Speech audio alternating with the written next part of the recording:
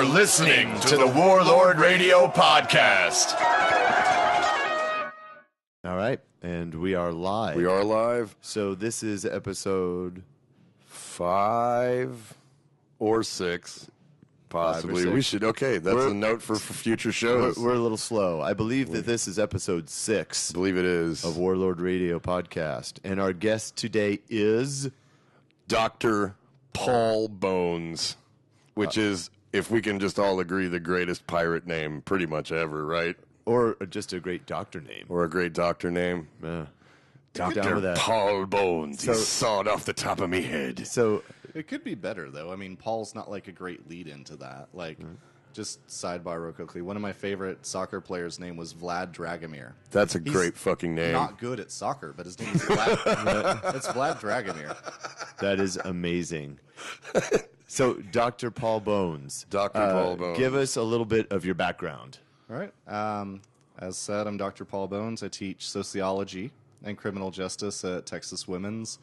My interests range from everything from cultural sociology and horror to rural crime and opioid abuse to victimization of the disabled. So I've got like a lot of really fun, cheery things that I do. You're going to Nice. be on this show a lot, I think. Well, you'll fit in well. And how long have you been teaching? I've been at Texas Women's, about to start my 3rd year. I've been teaching since, I don't know, let's say like 2012. Sounds about right. 6 years? 6 years. Math is not... Actually, I do stats, but the computers do that, and it's words. Otherwise, math and me, not that great. What was your alma mater? University of Oklahoma. I'm originally from Norman, Oklahoma. I spent a year, this will probably come up tonight, I spent a year in rural Pennsylvania in a town called New Wilmington. None of you have heard of it. It's Actually, I mean, we've been up that way a couple of times. I don't know. It seems like prime tornado country. I'm gonna. Can I cuss on this? Oh, yeah. Oh, fuck yeah. Okay. Cuss away. All right. I'm gonna call bullshit on that because this is a town of 2,000. Half of them were Amish. The school that I was at had 1,000 people at it. You have never heard of this Probably place. not. Maybe not.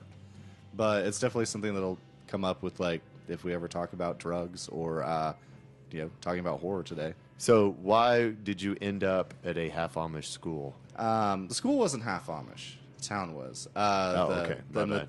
The town and the school and the Amish in the town hated the school because they were too liberal, and this is like by 1946 standards of liberal. Right. They're like, English, you're teaching them about the breasticles. Basically, yes. That's It was cool though because they'd have like Amish buggy races, like for gambling. I don't know if you races know up this there. about me, but there is no sect of human I get along better with than religious zealots. Right. That always goes well. These are really polite ones though. That's nice. They smelled though. Well, yeah, I mean, you know. they were making soap out of sheep fat and shit. All right. Yeah. Anyway, I ended up there because they hired me. Okay, that's fair. That was it was Good the reason. only place coming out of school. There was another one that came along later, but they were like way more, way less organized. So I was just like, "Yep, okay, Amish, Pennsylvania, here we go."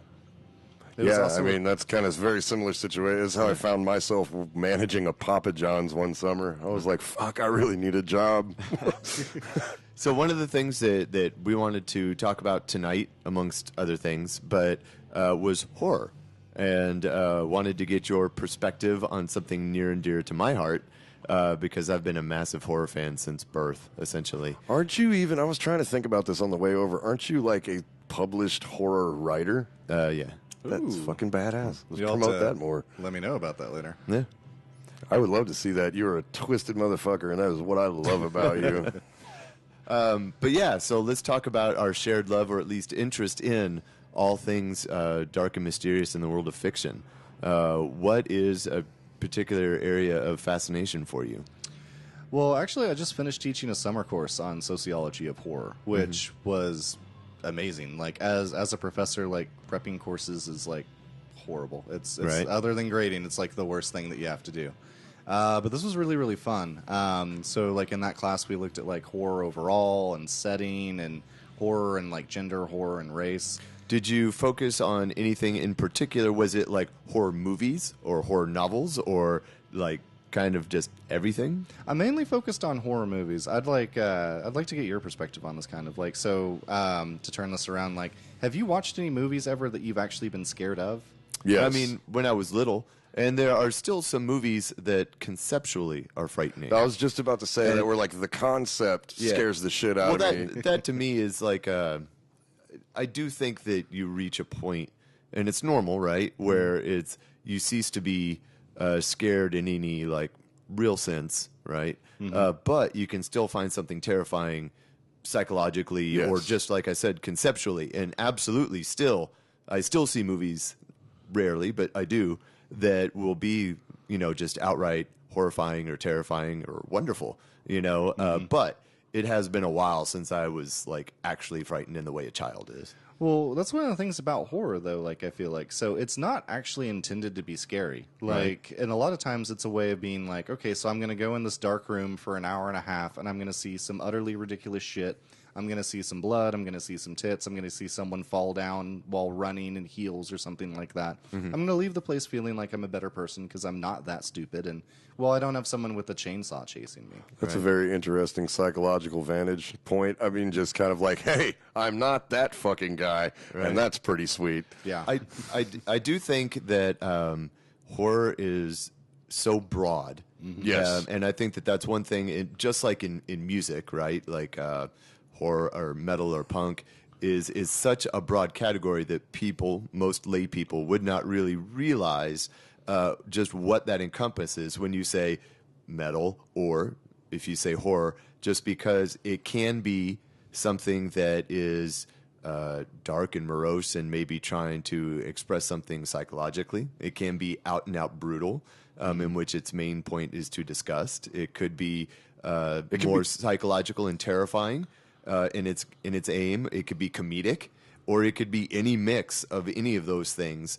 I mean, it can be gorgeous. I have seen truly like stunningly beautiful horror films. Well, I would say some of the most stunning films ever. I think the horror, if you're talking movies, is particularly suited to the medium because it is so much more visual than almost anything else, with rare exception.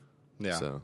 Well, I'm mainly focused on movies just because, my relationship with this is weird. Like I said, like, there are very few movies I've been scared by. Like, even as a kid, I know there have been movies I've been unsettled by. Right. When that's actually kind of what I look for in horror. Like, I like things, especially as an adult who overthinks everything. Like, so, can you give a recent example of something you thought was unsettling? A recent example. Probably one of my favorite recent horror films was The Witch. Yeah, I liked it a lot. I love that. Oh, what is it about? Like, you would love that. I won't spoil it for you then. It's kind of summed up by the title. But it's about a witch. I'm in. No, that's an effective marketing campaign for somebody like me. It's and I don't think I'm giving anything away, like a spoiler. Just like a brief that. synopsis. Like, what would I see under the thumb tag? It is a very slow burn, rustic set horror movies that was set on the early pioneer frontier, or actually the Pilgrim frontier, where a family is ostracized from essentially what would be like the Salem area. Okay. Right?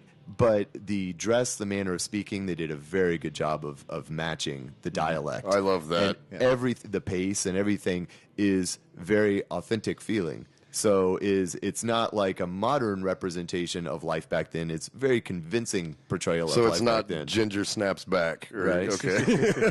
Which I also love. Well, part of the cool thing about that, though, is if I remember correctly, all of the lighting in that was supposed to be natural. And all of the words were more or less taken from, like, words from that era. They built everything. Diaries. I really love it when they do things like that. That was, I mean, I know this isn't horror, but Deadwood, particularly the first couple of seasons, were really good about that. Were there more than 2 seasons? I think there's 4. Of Deadwood? I might be wrong. No, there were like 2 seasons and it died. I got to look at Prime. I watched the whole show, but it was years ago. Anyway. They just announced they're going to make a movie about it. Yeah, I'm going to watch that movie. I'm definitely going to watch that movie. But anyway, I like it when I get so much more drawn in when you have that certain level of authenticity, I guess. Mm-hmm.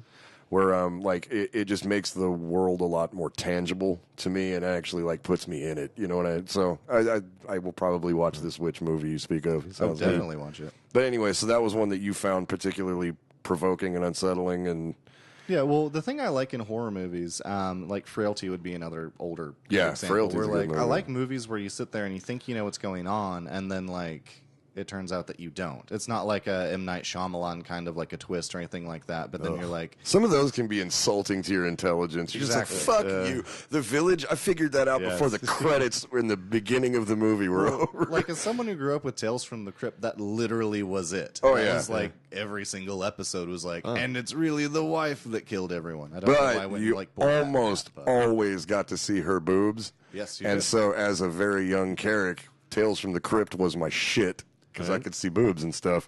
Agreed. So yeah, but yeah, there are. Again, that's one of the things that goes into what Craig was saying is this. It's so broad because you have these like really psychological, mind bending, like what the fuck did I even just watch?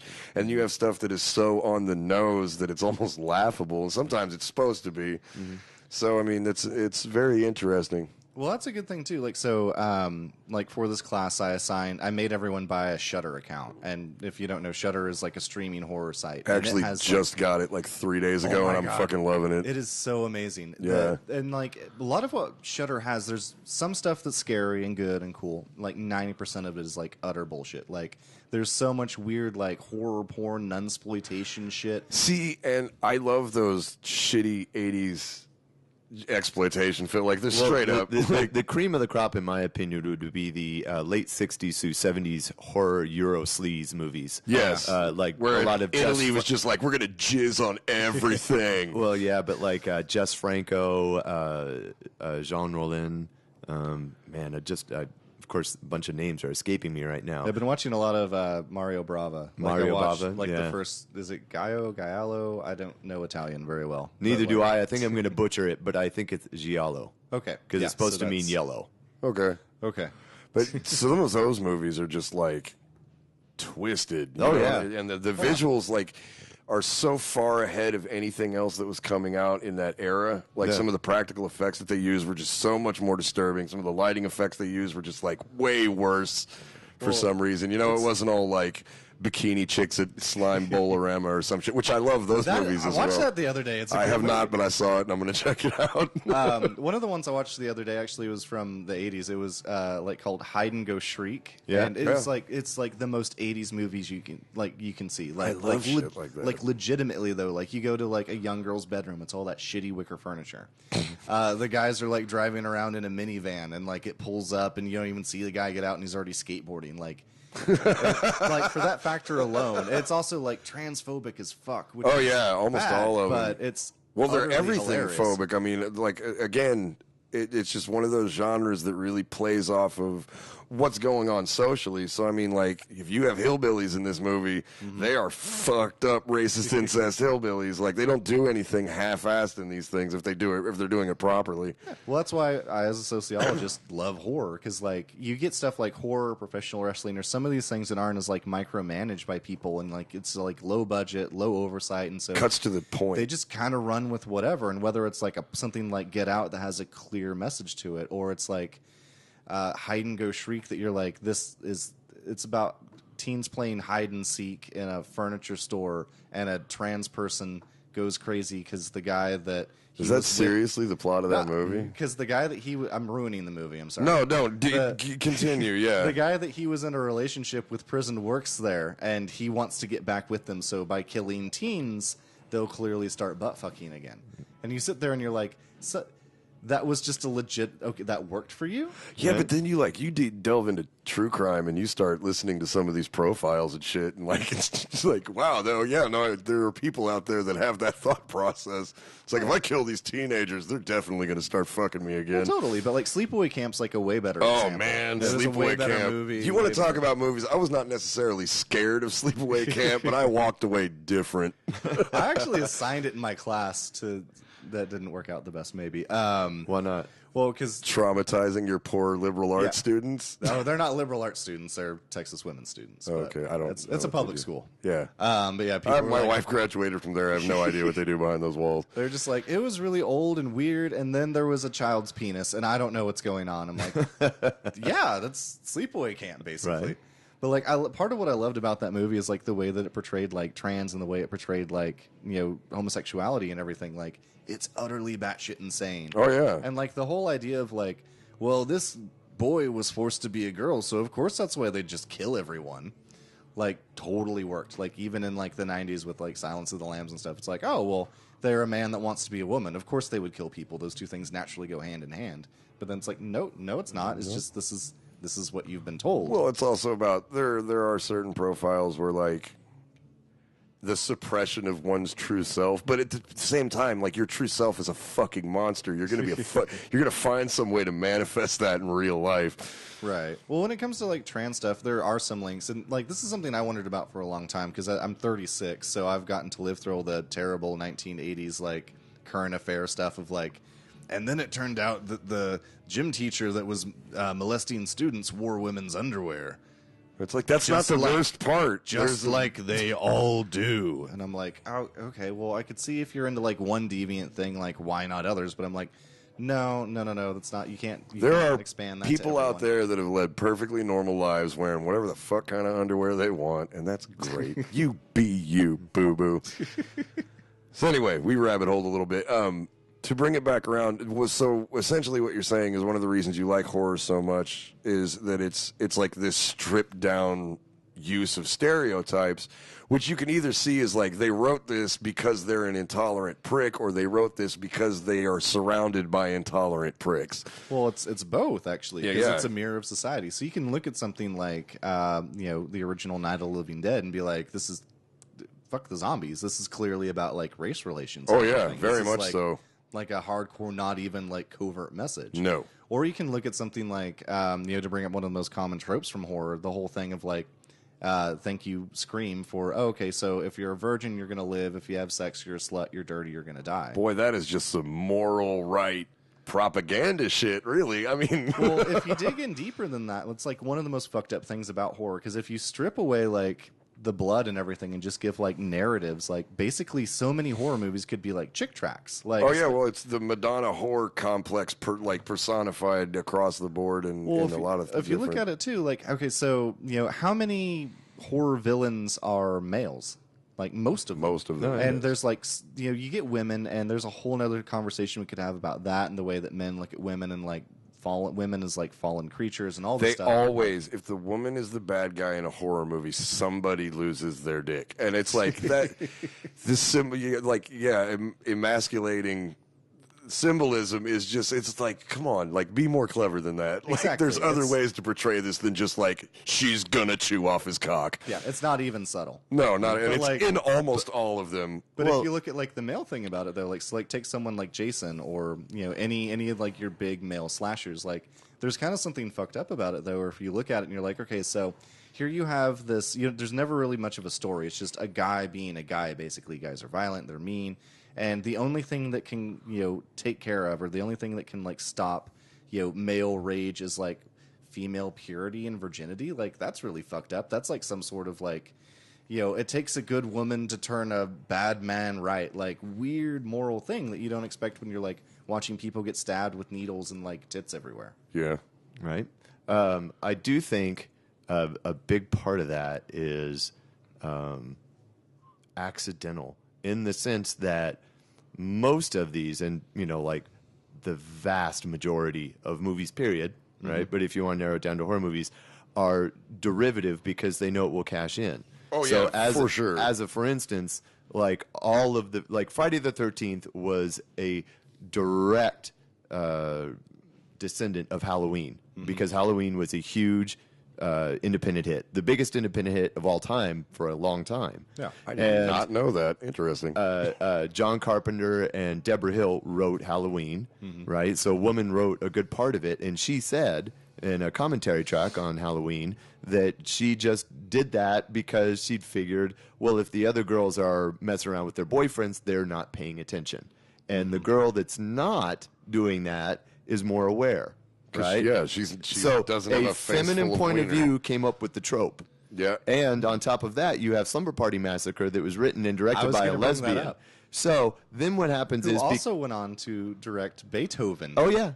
Wait, what was the name of the movie? Slumber Party Massacre. Slumber Party Massacre It is is- written and directed by a lesbian. It is the most Okay. that movie that you will ever see in your life. It is exactly what the title shows Yeah. and what the picture is. Which I like truth in my advertising. 2 cents. I actually prefer Slumber Party Massacre 2. I haven't seen it. But before I digress too far, is my only point was that you get Friday the 13th because of Halloween. Yes. And then you get all of the descendants of Friday the 13th because they were at some point profitable, right? Right. And after a while, the guy that's doing like part 7 is there's no point of view that they're doing. He's It's- only working it's- within the canon of the He's universe. working with what worked already. Yeah. And I think that I totally understand the point that you're making, and that's why the really good ones will try to break that cycle, right? So like David Cronenberg does very different things than most of the slasher stories, right? And on the flip side of that what you're saying is the whole reason that Freddy Krueger just calls everyone a bitch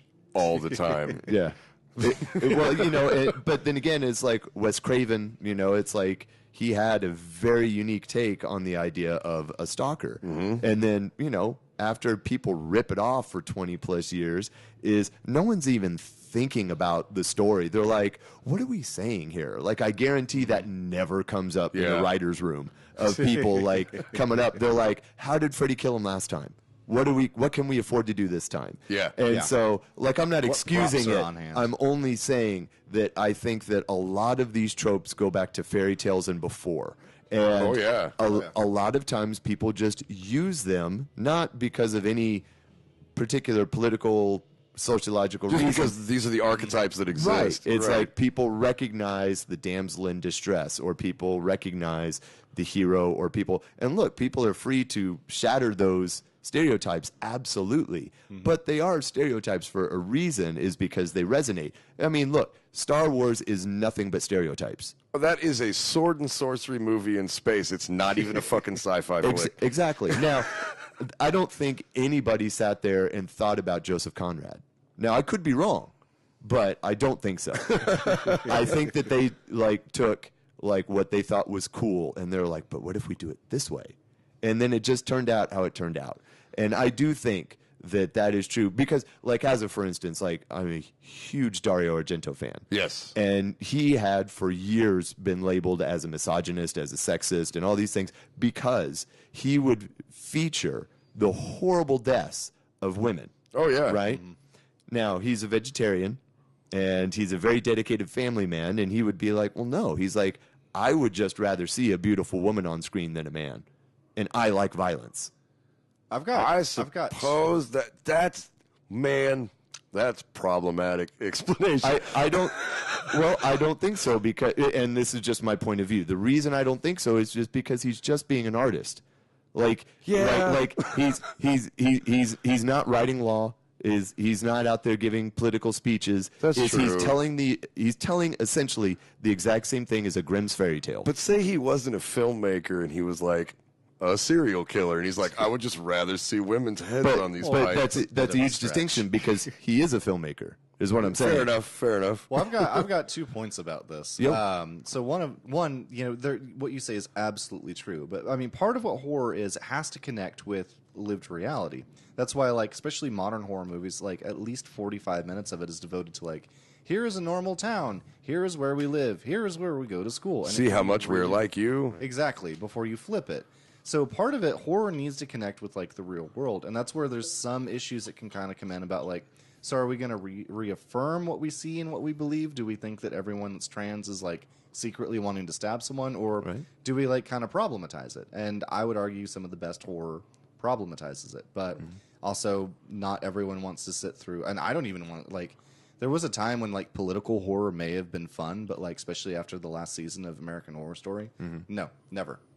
It does not usually work out that well. Yeah. But there's a point where you can either challenge things, or whether you can, as a sociologist, part of what I like to is be well, yeah, so someone started telling the story and we kept going with it and repeating it, but at some point, you see the same thing over and over again, so you think that that's normal. As far as female victimization and everything, I've gone back and forth on this as well, because you look at most horror movies and you're well, yeah, it's usually either like a woman or a child or both, and they're being terrorized. Like The Shining is the best example of this, where Shelley Long was like actually literally tortured through that movie and driven insane for real. But and so I see that, and I've like it's been a view that I've had other friends like espouse this as well. And sometimes when you see a view that you agree with, you see someone else say it, you're like, I don't necessarily agree with that. Like I think about myself and my friends like in high school and in college, like me being like a shit-headed Marilyn Manson goth in high school. Like if someone is chasing me with a hook, no one's gonna care if I die. Like there's no sympathy or pathos there. I think about a literal story from college, like. I went over to my friend's house and there was like a football game and my friends did like an hour of power and just never have been down with that because things will go downhill quickly. Oh, yeah. Are you talking about where you chug a shot of beer every minute for an hour? Yeah, that will get you fucked up, like way more than you would think. Well, I don't know, because I would think that would get you fucked up. It gets you pretty fucked. And you, by the time the hour's over, you realize that you've actually been drinking like 12 beers at one shot at a time. It's fucking insane. Exactly. So they did an hour of power. They lost the football game. And well, yeah, because they were drunk as fuck. Well, they weren't playing the football game. They were watching the football game. Still, they lost the football game because they were drunk as fuck. They were trying to inspire a rally, goddammit. Right? But then my friends decided to have like a feat of strengths by who could punch the refrigerator the hardest. And one of them... That's how you break a knuckle. Unsurprisingly, one of them broke his hand. It took him like a week to figure that out. Like, so I think about him. His name is Michael. I won't give his last name. He's got a family now. But I think about Michael. Shout out to Michael. Right. I think about Michael, and I'm like, how would he fit in a horror movie? Would we feel bad if he died? Like, no, he's that guy where you're like, oh fuck, this guy's gonna get it. Yeah, kill Chet, kill. Well, I mean, I really do think that entirely depends on the story that the teller is telling. True. Entirely, because like there can be minor characters in a movie that sometimes you're like, but that guy was cool. Like even if he's like the weird, like for instance, I just recently watched Texas Chainsaw Massacre 1 and 2 because I went down to the gas station in Bastrop. Oh, you did? And the gas station is where they filmed the gas station of the original Chainsaw Massacre. And they have like a little mock-up of the green van that they drove. And then I didn't even know this, but they also have the bridge from the opening kill from Chainsaw 2. Okay. I didn't know 5 minutes down the road. So I went and visited and, rewatched them, even though I've seen them like a million times. Is the second one the one where it's like got Bill Moseley with the metal head? Yes. Yeah. Chop Top. That's a fucking great movie. Yeah. Oh, it's insane, and it's brilliant for many reasons. But there is a character in there. So the main female, his name is Stretch. And then there's the radio tech, and I'm kind of blanking on his name. I think Lou, but that might be the actor's name. But anyway, he's very much set up as a disposable character, but he's charming. And it's affecting when he dies, and he dies in a very horrible way. Now, this guy is Texas redneck through and through, but it's like, oh man, it sucks that he died. Well, that's one of the things, and dude, I'm gonna get butchered for this. I know, but fuck, I don't care. I love Sam Raimi flicks. I fucking love. Why them. would you get butchered by that? Some people shit on me for that sometimes, dude. You need new people. Yeah, fair enough. But anyway, I love Sam Raimi flicks, and one of the things I always love about Sam Raimi flicks is like, when you watch the first Evil Dead or something like that, if it wasn't for Bruce Campbell's jawline, you'd be like, oh, that guy, he's the boyfriend, he's probably going to die. That guy is going to turn into a chainsaw-wielding god of thunder. The same thing with, was that Drag Me to Hell? Oh, yeah. The stoner made it all the way through. The stoner never makes it all the way through the movie. And he didn't just make it through the movie. Cabin in the Woods. That's the one I'm thinking of. Yeah, my bad. They played on it as well. Anyway, to tie it back to what you were saying, is I totally think you're right the vast majority of the time. I just do want to set aside that there are artists, directors, writers, whatever, that will turn little secondary characters or concepts on their head. Yes. And absolutely. I do think that they are worth calling out to. You want a really weird example? Which one is the Halloween movie where Busta Rhymes just fucking beats the shit out of Michael Myers for a minute? I think that was 6. Okay. No. I'm sorry. No, I think it was after that, which is Halloween Resurrection. Okay, I don't know, but I laughed. I was laughing too hard. I watched it was terrible. Recently, I was like, but it was one of those moments where like they square off, and you're like, oh shit, Busta Rhymes is about to die, and then he like drop kicks him through a fucking window, and you're like, wait. And then he just like owns him for 5 minutes. The movie that comes to mind for me is the remake of Friday the 13th, where it's just like a cast of utterly unlikable people. Like everyone. I feel like Rob Zombie's Halloween movies are kind of like that too. I actually kind of liked them a little bit. Yeah, but they went. Okay, so let's. I'm interested on that. Let's discuss that because they're very controversial within the horror community. Is people either like them or hate them a lot. I feel like that's just Rob Zombie, though. Well, I do think that's part of the fan base because they tend to be kind of strong-willed, opinionated people. So that kind of goes with it. But I've been following that guy's career since like 95. 120 minutes. I've watched I've literally consumed every piece of media that guy's put out, and some of it I've really loved. And so, like I watched 31 like last night. Oh, I'm sorry, man. It was, you know what? It was all right. No, it wasn't. It was battle royale for rednecks, but I mean, what I really don't like about Rob Zombie movies is how fucking juvenile the dialogue is. Right. Because it's just like, and I get like wanting to be shocking and wanting to like kind of keep your audience uneasy because he's very much trying to achieve that. But at the same time, it's like first time. By the time you're at like movie 12 or whatever, it's still Sherry Moon still saying the same shit in the same voice. You're like, yeah, I get it. That. But it's the deal with any zombie, like, and again, this is any media that guy puts out. I'm like, Sherry Moon's going to be there. Yep. She's going to be attractive. Yep. She's going to do her job well, but it's going to be like kind of the same as every other job she does. It's all of the other people because they're what was that? Doomhead, the main killer guy, the real fucking. I've tried to block that movie out as much. Okay, as well, see, because the killers in that movie were interesting, and here's a really weird one. There's a character in the movie called Sex, and she's just a creepy little chick with tape on her boobs, and she's not wearing much, and she's like murdering people with the power of vaginas. And it's E.G. Daily who did the voice for Tommy Pickles on Rugrats. I did not know that. That fucked with me a bit. I was like, Well, it ties back to what Craig said earlier. So, you can try and like subvert stuff, but like half the time you try and be like too clever about it, which I think might be what Rob Zombie does. He's like, I'm going to make a character named Sex that uses sex to kill because I'm pointing out sex and sexism. Yeah. I'm like, this is no. Did you read this to anyone? Did you get someone else's opinion? That very much ties into my issue with his version of Halloween, but I'd like to hear your take on it. How did you think it fit? Like, what did you like about it? Well, I liked it because I actually liked the idea of giving Michael Myers like a motivation. I know that not having a motivation made it scarier, but also after X number of sequels and everything that.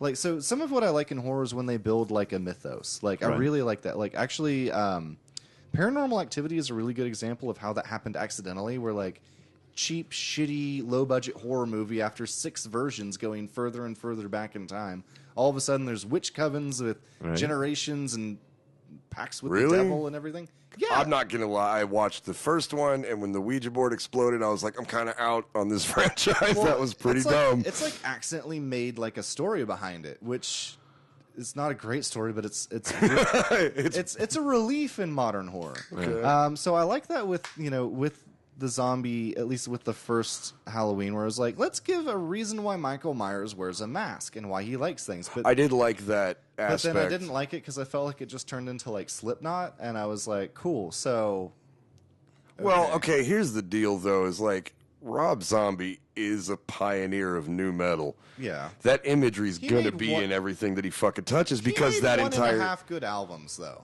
Like, White Zombie is so much better than anything he's done so far. Yeah, but Hellbilly Deluxe is a classic fucking album. You know what I mean? It is. The remix album was better, though. I agree. I also like the... why are we talking about his music? Because his music is not terrifying at all. It is palm mutes and Primus scatting at this point. I'm sorry. Yes. I fucking love you, Mr. Zombie. I love you. I would shake your hand right now. You have done a lot for me as a person throughout my life. But everybody's fucking in a UFO probably took you 9 minutes to write.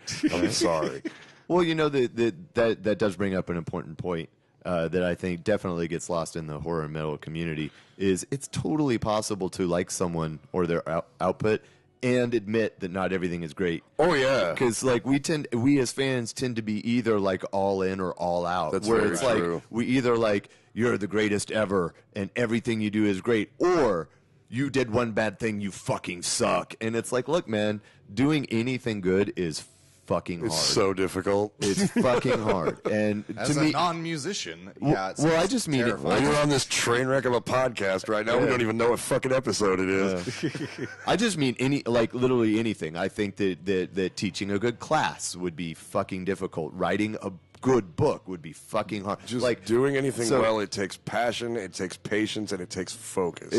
It's just insanely difficult. And my hat's off to anybody that does anything well once. Like really, just anybody. Do you know how hard it is to just put out a fucking movie? And we're gonna sit there and rip up some people's shit. Like it's so difficult. Like I think. Shut up. I think that if you do one good thing, that's good enough to me that you're on my radar. Now I might hate everything else that you do, but I will always respect the fact that you did one cool thing. That's very true.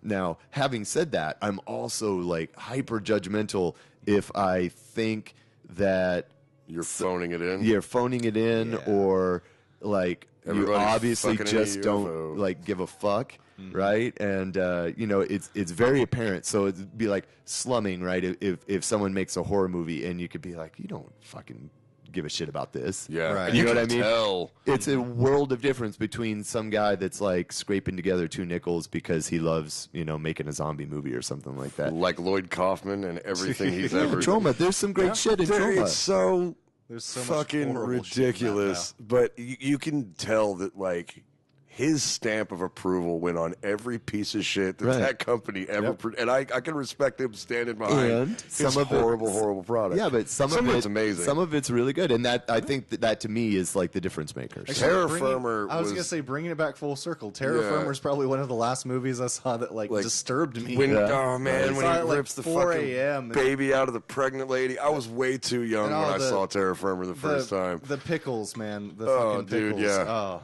The escalator thing, yeah. But see, and what was really weird is like, so Troma somehow talked a cartoon company, I think it was Mattel or something, into doing a Toxic Crusaders cartoon show that I was a huge fan of when I was a kid. And so this is, go way back with me, kids. This is in a time where there were these buildings that they had these VHS tapes in, and a VHS tape is a thing you put in a VCR. And they had all the Toxic Avenger movies. And I didn't know. I didn't. I was like, this is like that cartoon I like. I fucking loved it. And I watched the first one, and I was just like, what the fuck? And then I watched the second one, and I was like, that was even crazier and with more boobs. And it was, there's what, 5 of those? Sure. 4 or 5. I've seen all of them. This And actually then- I've explains lost count. Carrot completely. I Oh understand. man, you fully now. my introduction to horror films were trauma flicks, and really I got really into like fucked up religious thrillers. Like one of the movies. Okay, the movie that scared the piss out of me when I was a kid, and again, I was way too young when I saw it the first time, was the fucking original Omen. Yeah. Because I realized something about myself, and I still, like, that's the one horror movie trope that just fuck every time, dude. Little kids, they freak me the fuck out. Because if you were a man or some sort of, like, hell beast or something like that, like, and you came at me, I'm the kind of person where I was like, I would take you the fuck out. Like, that's in my nature. I know me. My fight or flight lies very much in fight. But if, like, a little kid just came up like red rum, I would have a really hard time pulling the trigger because it's a little kid. But, like, So your version of hell is like Children of the so Corn, many man. children, so many fucking children. Who There's Could gonna Kill be a so many Child? kids there. Yeah. It's yeah, it would be like fucking House of the Dead kindergarten edition, and it would be fucking terrible. But so like things like The Omen, and The Omen freaked me out. And it wasn't even the kid, because the kid was terrifying in that movie. It was the scene where he goes to dig up the kid's mom, and there's a jackal skeleton, and yeah, for some reason, that image burned itself into my fucking frontal lobe and just sits. And sometimes I'll just be like having a perfectly good day, and I'll be like, "There's a jackal skeleton in that grave," like just immediately gloom. But that like started off anything involving kids, like The Good Son.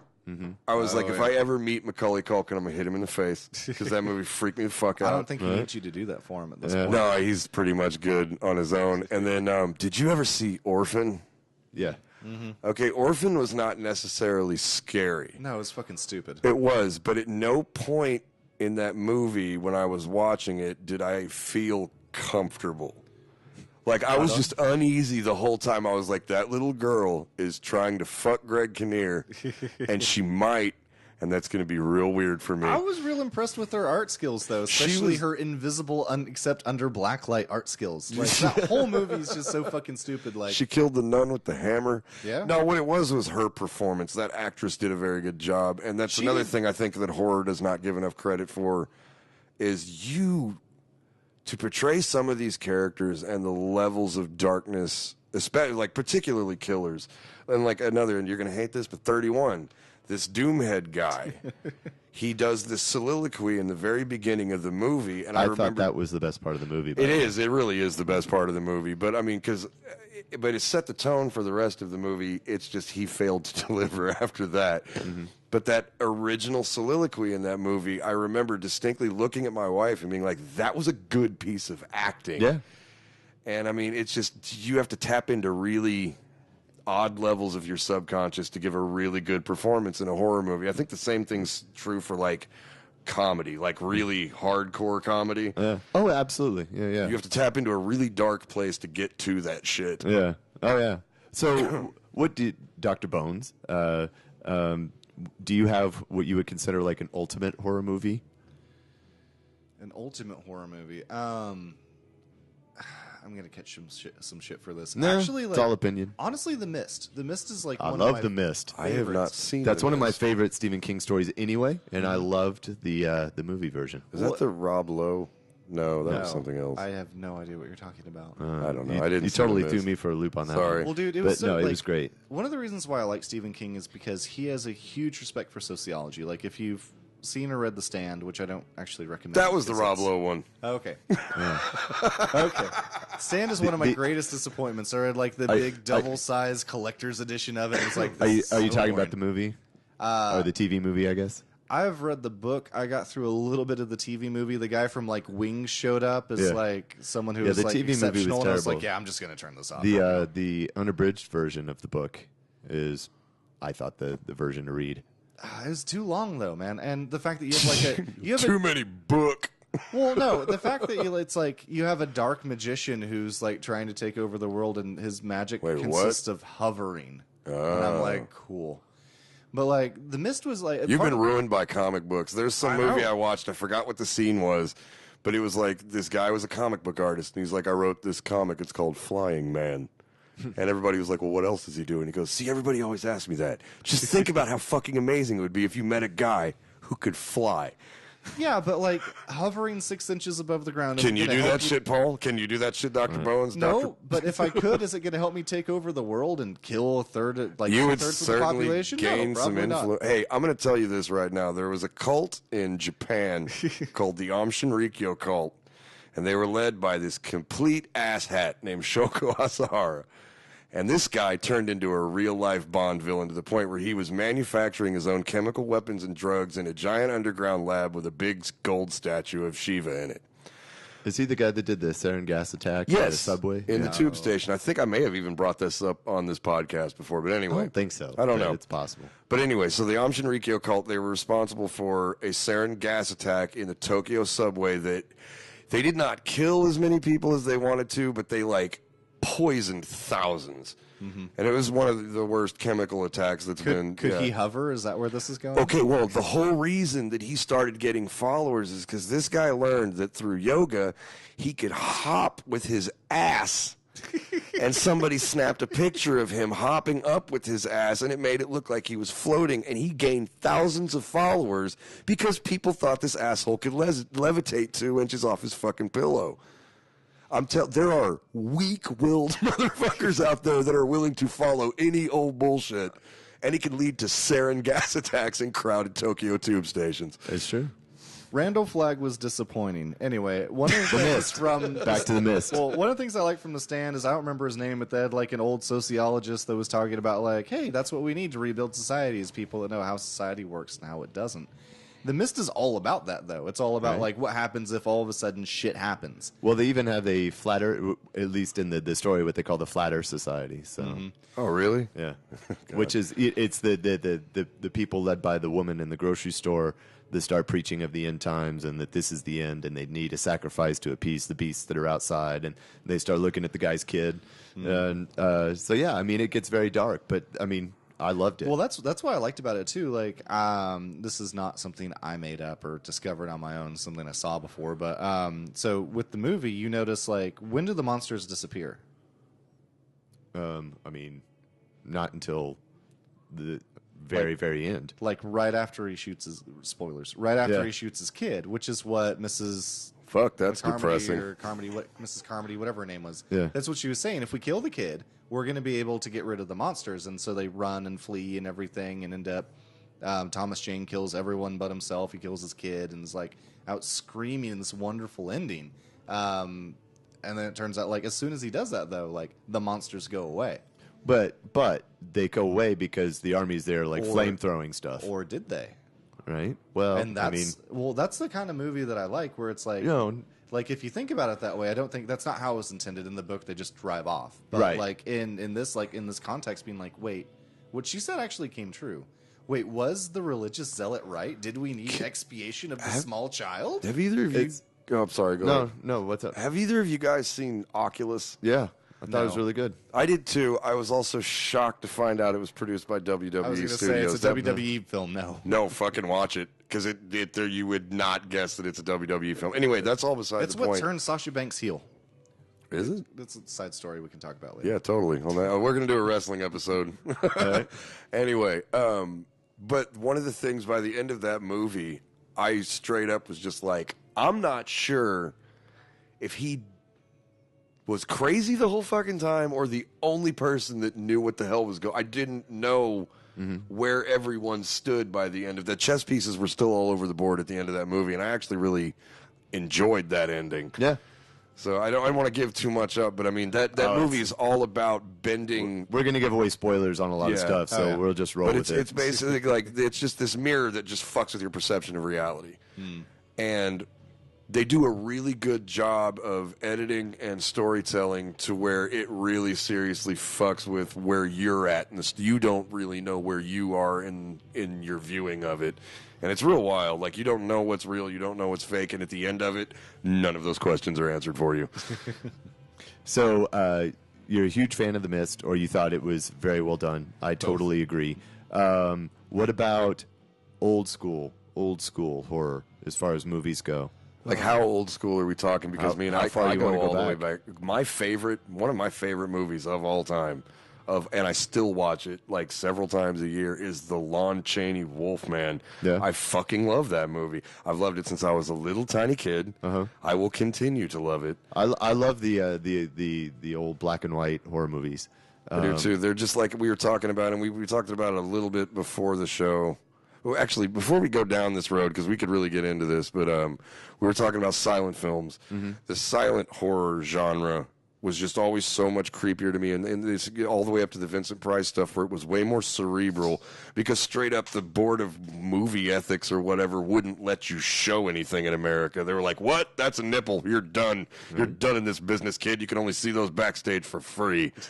But, I mean, they were so much more suggestive, and somebody with an imagination like mine will run with that shit.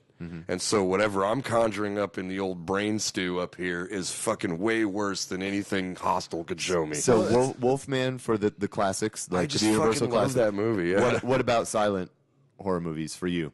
What do you think ranks up there? I don't know, does Metropolis count? Absolutely. Then probably it's Metropolis. It's not typically classified More as a horror movie, dystopia, but either but- way, yeah, either way. it has a lot of like If it made you Judeo-Christian. uncomfortable, It Yeah, did. yeah. Sure. So how about for you, Paul? Actually, not really a fan of silent horror. Like, as far back as I go, actually probably Creature from the Black Lagoon. I Yeah. love that film.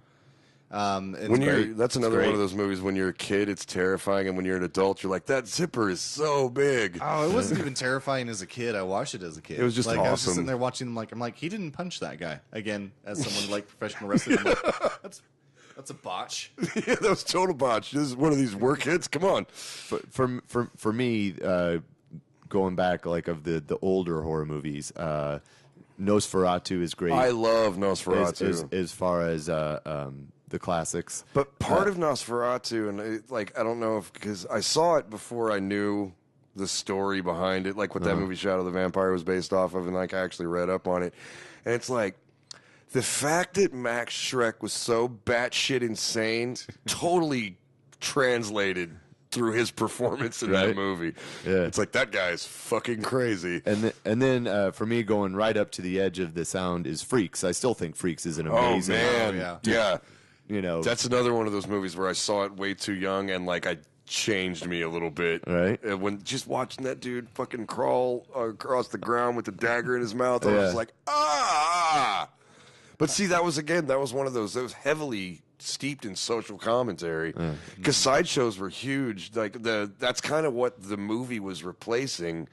Were these crazy ass like Barnum and Bailey freak shows? These were all about. That's where pro wrestling comes from. To loop it back around, but it was all about exploitation of performers. It was all about basically indentured servitude for the freaks. I mean, you learned that in that movie. Did either of you ever see Carnival? Oh, yeah. Yes, that show was very well done. I hated it. You didn't? I liked the cinematography a lot. It was so slow, and the ending was just. But I don't know if I watched it all the way to the end. there's like 2 seasons. Okay. But one of the things and the last episode just flipped everything and was stupid. But one of the things I really liked about that was like it really showed the exploitation of like the carnival and like how much like prostitution, forced or otherwise, happened as a part of that. Oh yeah. Like, And that was again a part of. We keep like talking people- about pro wrestling, People but yeah, paid to fuck like the bearded lady and the tattooed woman and all this stuff. And I'm the like, same thing that's with they had fucked up. female wrestlers. They would have these very very sturdy gals, and what was weird is a lot of sports commissions would not allow them to wrestle men, so they'd have other fucking crazy shit like these women.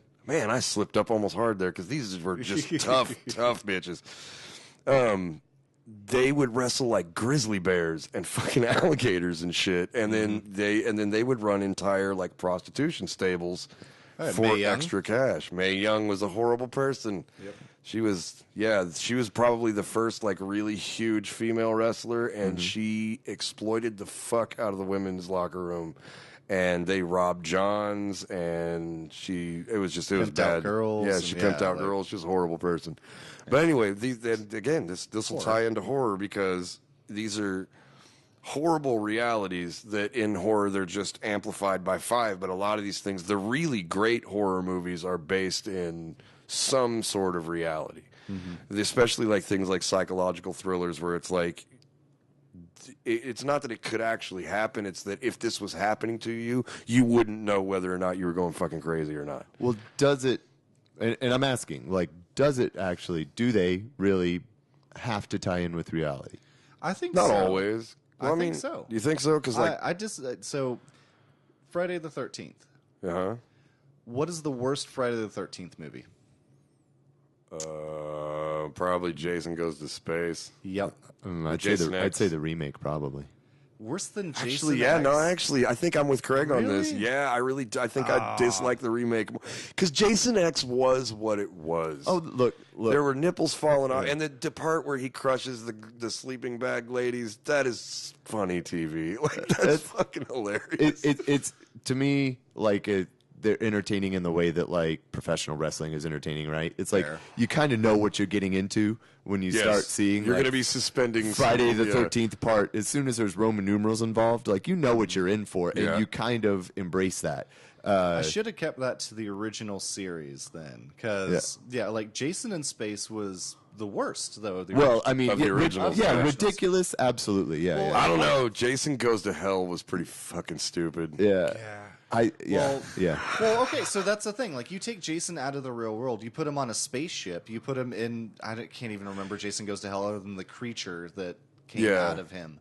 Like, But I think that part of the reason why that was is so like you can buy like Jason running around Camp Crystal Lake killing people because like camp is scary for kids. Like it's a weird time. You get awkward boners. There's girls across the lake. Like, there's bugs and snakes, and people pin you down and hit you with soap bars. Dude, camp sucked Actually, for you, didn't it, Paul? Wait, you want to talk about this a little bit? Well, I was I just think you're about to talking say, about Full Metal Jacket. I was about to say, How's it actually, I went going, to like Joker? one night of camp. That was it. It was a one-night camp. Not I bailed after one night because of boners and soap. But Hey, man, those are two legitimate reasons to bail on camp. yeah, that's Got way too many that's boners, right. Mom. Coming home. I've ran out of soap.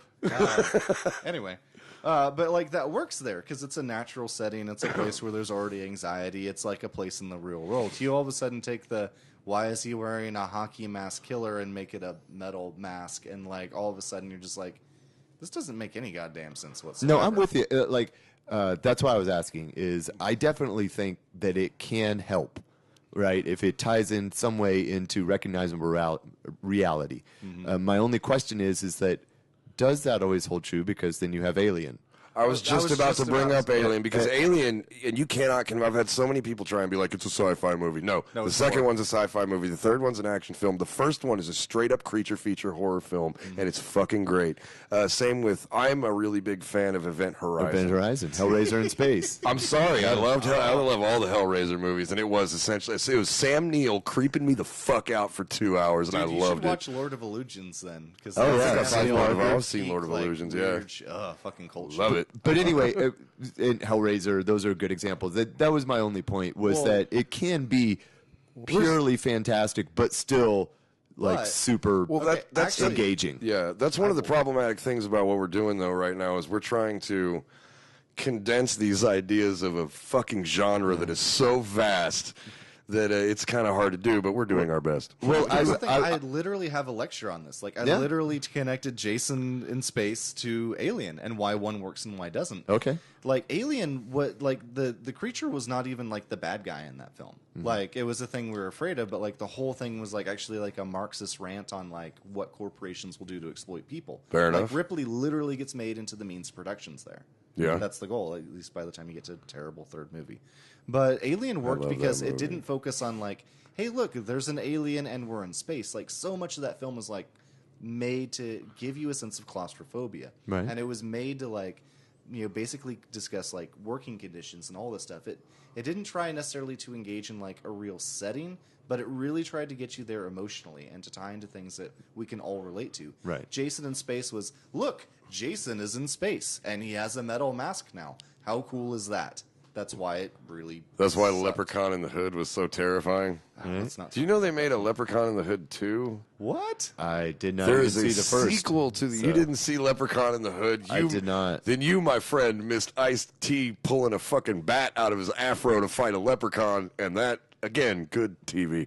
That's a low water mark for the Where are we entire at genre. time-wise? I think we've run along. I'm having fun talking about this. Yeah, we're good. We're good. I tell you what, we're going to take a short little break because we're a little over the halfway point, and then we will come back with more with Dr. Paul Bones.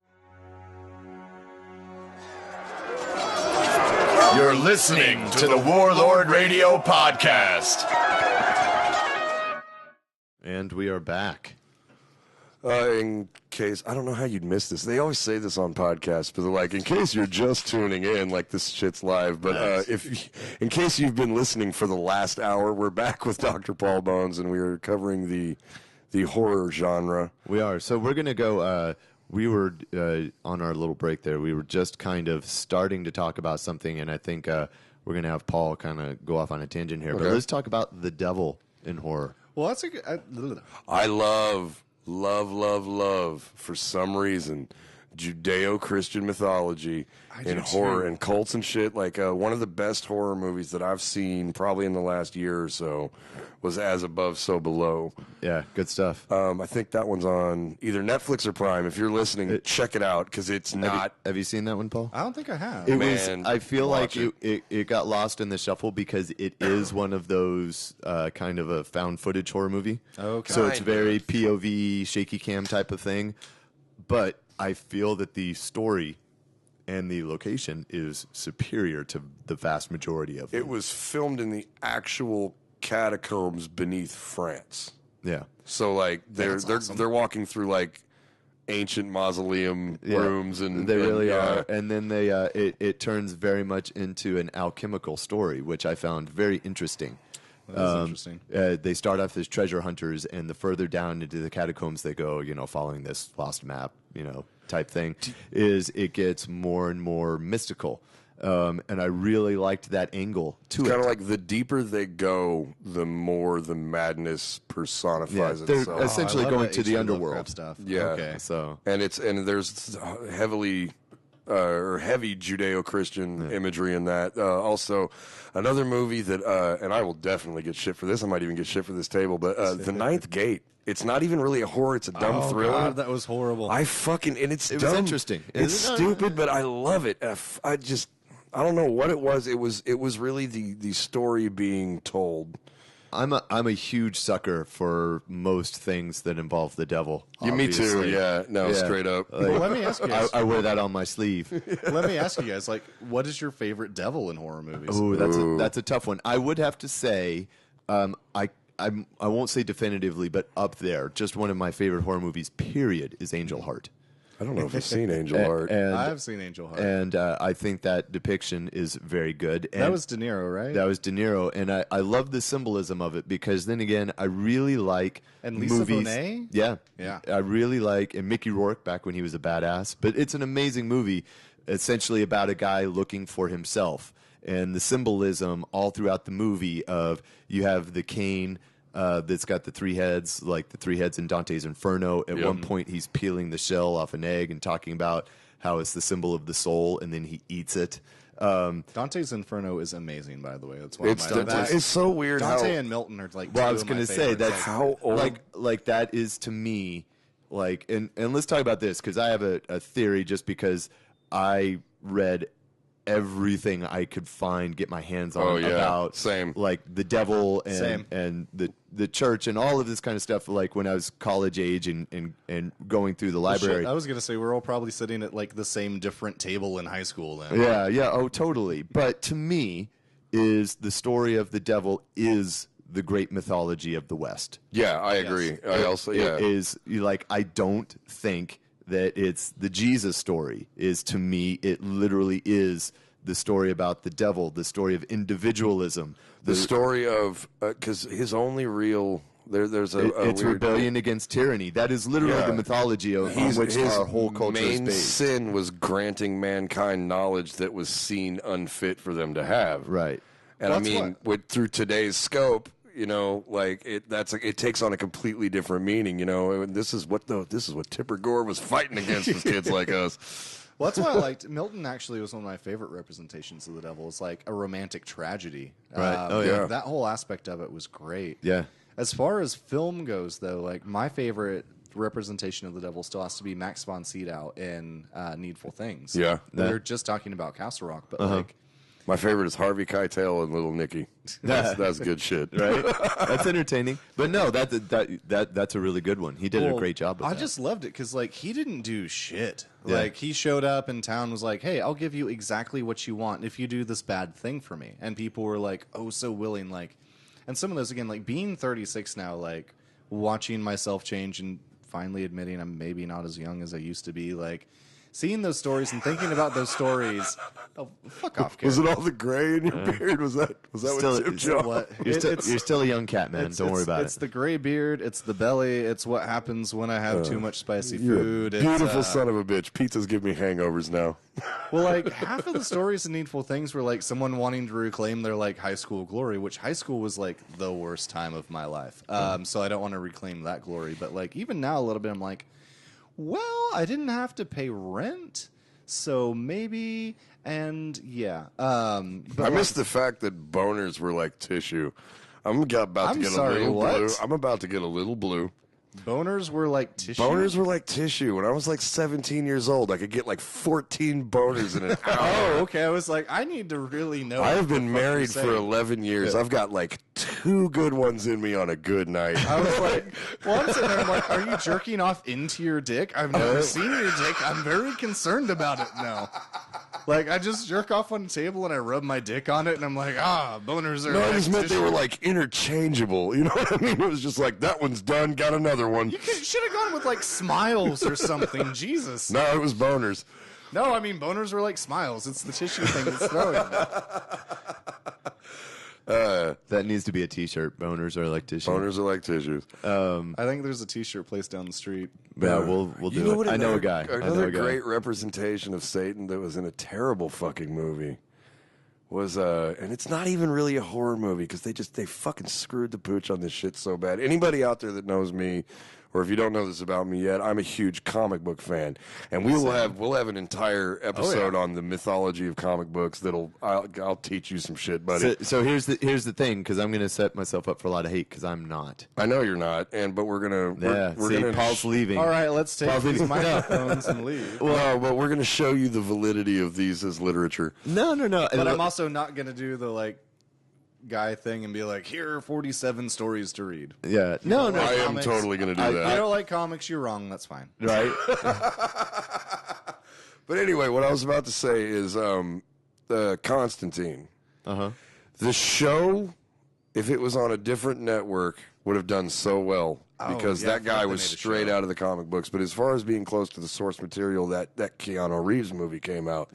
John Constantine was a British alcoholic punk rocker that was a mage. Keanu From, like, Reeves Manchester. was a chain-smoking American goth kid. Right. And it just wasn't the fucking same. I got you. But Peter Stormare has a cameo in that movie as Satan at the very end, and it is one of the best devil speeches because he's basically talking about John Constantine tried to commit suicide, went to hell, came back because they revived him, and so the devil feels owed his soul, essentially. And that, like, he's John Constantine's a character in a series called Hellblazer that was a DC Vertigo in the 90s. Okay. Which actually, if there were any comic books that you would attach to, it would be most DC Vertigo, like the Invisibles. Vertigo's fucking been pretty yeah. legit. I actually didn't get that far in these. The Invisibles is all about Grant Morrison practical. being insane. Yeah, well, he's in crazy, but it's all about like practical use of chaos magic, which I find fascinating. I'm kind of actually anti-magic in reference to literature because, like, I actually read Moonchild in high school. It took me The 3 Aleister years. Crowley. Yeah. He was, man, that guy was just like, it is my will to have a pile of dicks today. Yep. And I mean, if that's your prerogative, cool, but like, Well, him writing like fiction, it was so fucking Gross. heavy-fisted and gross and weird. It was weird going back to comics. It was weird when the League of Extraordinary Gentlemen like tied in, and I was like reading that Alan Moore, and I was like, yeah. like, wait, this is Moonchild. I've literally read this obscure, terrible magic shit. Right. I don't know, man. Aleister Crowley, like, Aleister that we Crowley could is do a the- whole episode on Aleister Crowley is the actually. worst devil. Because he was just a pasty white dude that was like, I want to suck your cock. Like, that was his entire fucking career. And he was like, I'm going to suck your cock through magic. We're going to invoke the Antichrist by sucking your cock. I will after I do this 8th line of heroin off of my magic table. Right. You should not do magic and drugs at the same time. I'm just like, if you're out there doing magic and drugs, stop. Do one or the other, please. Probably do how not you do are. both. Unless you're doing Magic the Gathering. Yeah, no, you should absolutely be on drugs if you're playing Magic the Gathering. Do you guys play Magic the Gathering? No, I don't. Tap your mana, Paul. So I'm sorry, it's been turned into tissue. how about this one? Because the movie itself is kind of terrible, but I love Al Pacino's version of the devil in Devil's Advocate. Devil's Advocate. That movie is not terrible. That movie is Well, amazing. The thing that's terrible in it is Keanu Reeves. Also starring Keanu Reeves. And I do think that Keanu Reeves has been really good in some things. He's just not good in horror movies. But like noticeably, his acting was terrible in I disagree. Devil's Advocate and Bram Stoker's Dracula. I agree. Yeah. That was the worst. That's one of the worst accents I've ever heard in my life. But I love both. I love Bram Stoker's Dracula and Well, I Devil's But Advocate. you love Bram Stoker's Dracula because Gary Oldman crushed it. Well, that Yes. and I love that how Francis Coppola used very old school silent film technique throughout the movie. So I thought it was a fabulous looking movie, Oh, yeah. and Gary Oldman crushed it. But to go back to Devil's Advocate, I like Keanu Reeves aside, I love the whole tirade that he goes on at the end. Oh, man. Because it's wonderful and it's accurate. Like Exactly. he is the linchpin of the whole problem of the Christian tradition is the unexplainable nature of evil. Is they have this all power. If you want to break it down into comic book I need tropes, to watch that you again. have the all powerful good God, and yet evil exists. How's that happen? Well, what I like about I'm actually going to disagree with you on Keanu. This is the one time I'm ever going to defend him. He works really well in that role as a kind of an everyman, but like the way that it twisted on its head, it's like, so the son of the devil, so the Antichrist is like a very vanilla, bland, like everyman kind of We a call character. upon the child of the morning star. No, I'm with you on that, and I feel that the movie is great enough anyway. He but just shouldn't have tried the accent. Yeah, it's that He's bad at accents. he tries to do a southern accent only at some points. Like it's there, it's not. Well, it's the there, same it's thing. not. The accent he had in Dracula was fucking ludicrous, Yeah. man. Who knew? But there are vampires about. Right? Someone call Socrates. Actually, dude, he was in Shakespeare. What was it? Much Ado Oh About God, Nothing. yes. Fuck, Fuck, I forgot that existed. dude. Oh God, that was so it was. bad. There were. Well, because yeah. there's some really amazing performances in that. This is another Michelle thing. Pfeiffer, right? You may His- not was actually his know own about of me. them? I studied Shakespearean theater for fucking ever. I can read Shakespearean English like almost perfectly. Fuck you! I studied Middle English literature and Russian. That's lit, different, so- though. That's just Geoffrey Chaucer. I'm better They have than like you. 9 pages of fucking dialogue that they base an entire language off of. Yes. But yes. anyway, so That's why I'm better than you. yeah. So, What the hell watching happened during the break? again, we were talking about Satan, but we're really just bagging on Keanu Reeves at this point. Yeah. That It's is one of the Keanu most Reeves, Satan. painful performances I've ever seen any human being do was watching Keanu Reeves try to read Shakespeare. Because I love you, Mr. Reeves, if you're listening to our sweet-ass podcast. He's not, and no, you don't. I do. I've got an obscure one for you that I think that then again is the performance of the devil in the movie was wonderful, but it's kind of a forgotten movie, Mr. Frost with Jeff Goldblum. Yes, actually, I have seen that, and he's never very even good in it. heard of that. It's I'm adding things to my list. Yeah. My list is apparently me texting my wife. so it's this is gonna really be weird. good, and mainly because of his performance and the way that they wrote his character. But I just remember in particular that there's one scene where he turns himself in and he's being questioned by the police, and he has a tape of some of the atrocities that he's done, and the police watch it and they're just revulsed. And they go to him, and they're questioning him. Yeah. And he looks at them, and he's very genuine, and he says, "Oh, thank you." Like, I just thought that concept really kind of turned it on his head. That he was very polite, he was very nice, but he took such glee in all of the terribleness that he was wrecking. And I thought that was a really cool take. Because And- and I got another one. It's a great devil, but it's a fucking bad movie. End of Days. yeah. Oh yeah. Gabriel End of Byrne. Days. Gabriel Byrne plays Satan, and he's a very good Satan. I don't think it's a terrible movie. I actually think that I that's think one once- of Arnold's stronger movies I'll because give you that, but when you have a psychological thriller with a grenade launcher, I feel like you fucked up a little bit. Why? Yeah, that's I don't know. I don't- I don't have like That's a a valid legit point. I don't have a legitimate reason behind that. I was just like, that's how you killed T-1000, though. Right? I'm not saying it's not ridiculous, but I don't think that something being ridiculous is inherently wrong. I agree. Absolutely. Yeah. I'm in Diesel Beast, so I clearly don't disagree with that concept. Well, I want to go on Gabriel Byrne and kind of the devil, and also on an offshoot. Like, honestly, like Usual Suspects, Verbal Kent. Yeah. Yeah. Was not Kaiser the Soze. devil. Talked about the devil. Yeah. The greatest trick the devil ever pulled. Like, that's the kind of devil performance that I like, though. Someone Right. that's, I am like, starting to think the super greatest manipulative. trick the devil ever pulled was like making you think he was totally red. Like, I'm starting to think the greatest trick the devil ever pulled was that he would bring jobs back and make America great again. But okay, well, you took it there. Yeah, I do hate that motherfucker.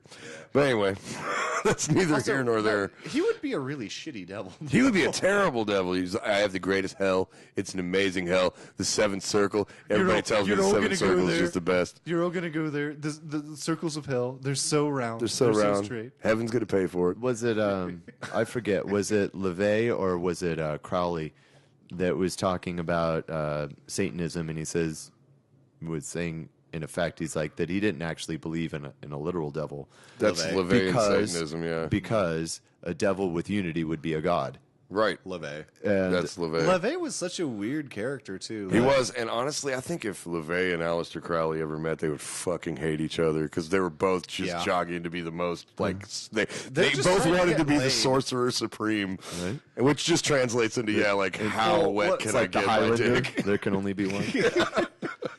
Oh, Jesus. There A can only be satanic one, Grand Priest Highlander fight. Because I want to be very real It's here. just literally slapping I dicks. tell you what, if you ever made that movie, I would buy it and the T-shirt. But I want to make it known I about would buy both 30 copies of my Aleister movie. Crowley. I would do that. See, right there is like, I feel like you need to go pitch that like right now. I just need to figure out who to pitch it to. Right? So my name is Paul Bones, P Bones at TW. Yeah, P You Bones. want to get at me? P-bones. Yeah. that was very juvenile. I apologize. So what do you think? Because look, you've taught your course and many courses. Didn't mean to restrict it down to just one. Wasn't taking it that way. Yeah. But so there's what you teach. Are there like what is kind of the essence of your Curriculum? No, well, like what is the essence of your point of view in the sociology and horror? Like what do you how are you approaching it when What you're is teaching the the class? point you're trying to make? Yeah. How do you justify your paycheck, Dr. Bones? No, not that. But Enrollment paid for it, therefore. So it was I'm a summer class. going to assume that you're approaching a lot of students that probably have a pretty limited understanding of the horror genre. The biggest surprise for it, so it was a summer class, and summer classes are more limited than other ones. But I was really surprised when it started. I had a lot of students that were like, I don't even like horror. And I'm like, what are you doing here then? This is the name is Sociology of Horror. Mm-hmm. Why are you here? They're trying to broaden their horizons, and you would know that if you didn't watch everything you love. Anyway, I didn't mean to derail you with that totally accurate statement. No, that's fair, you asshole. Burn. No. Well, I think horror is really important for a couple of reasons. One, like if you look at like the way that society is going, and you look at, I know I just made the Trump joke. I'm going to move away from that. If you look at just like what sells, like you look at the rise of The Walking Dead and the decline of The Walking Dead. Right. You look at it and how we're going to have every single goddamn Stephen King movie remade Can I now.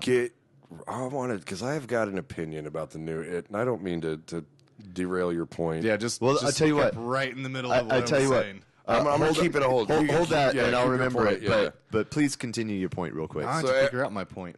Well, so you were saying that Walking Dead. No, I know where I Stephen went. King. That was, my jokes don't work here.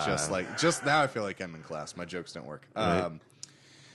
I think there's a lot. Like for a long time, horror has kind of flown under the radar, and there could be a much longer, much more, arguably more boring conversation about going from modern to postmodern society. Like horror on its own should not exist. Like. If I were to describe my weekend to you without context, I'd be like, do you know how many people I just saw murdered? I think I watched enough blood to fill an Olympic stadium, or Olympic pool, not a stadium. I didn't watch that much horror this weekend. Right.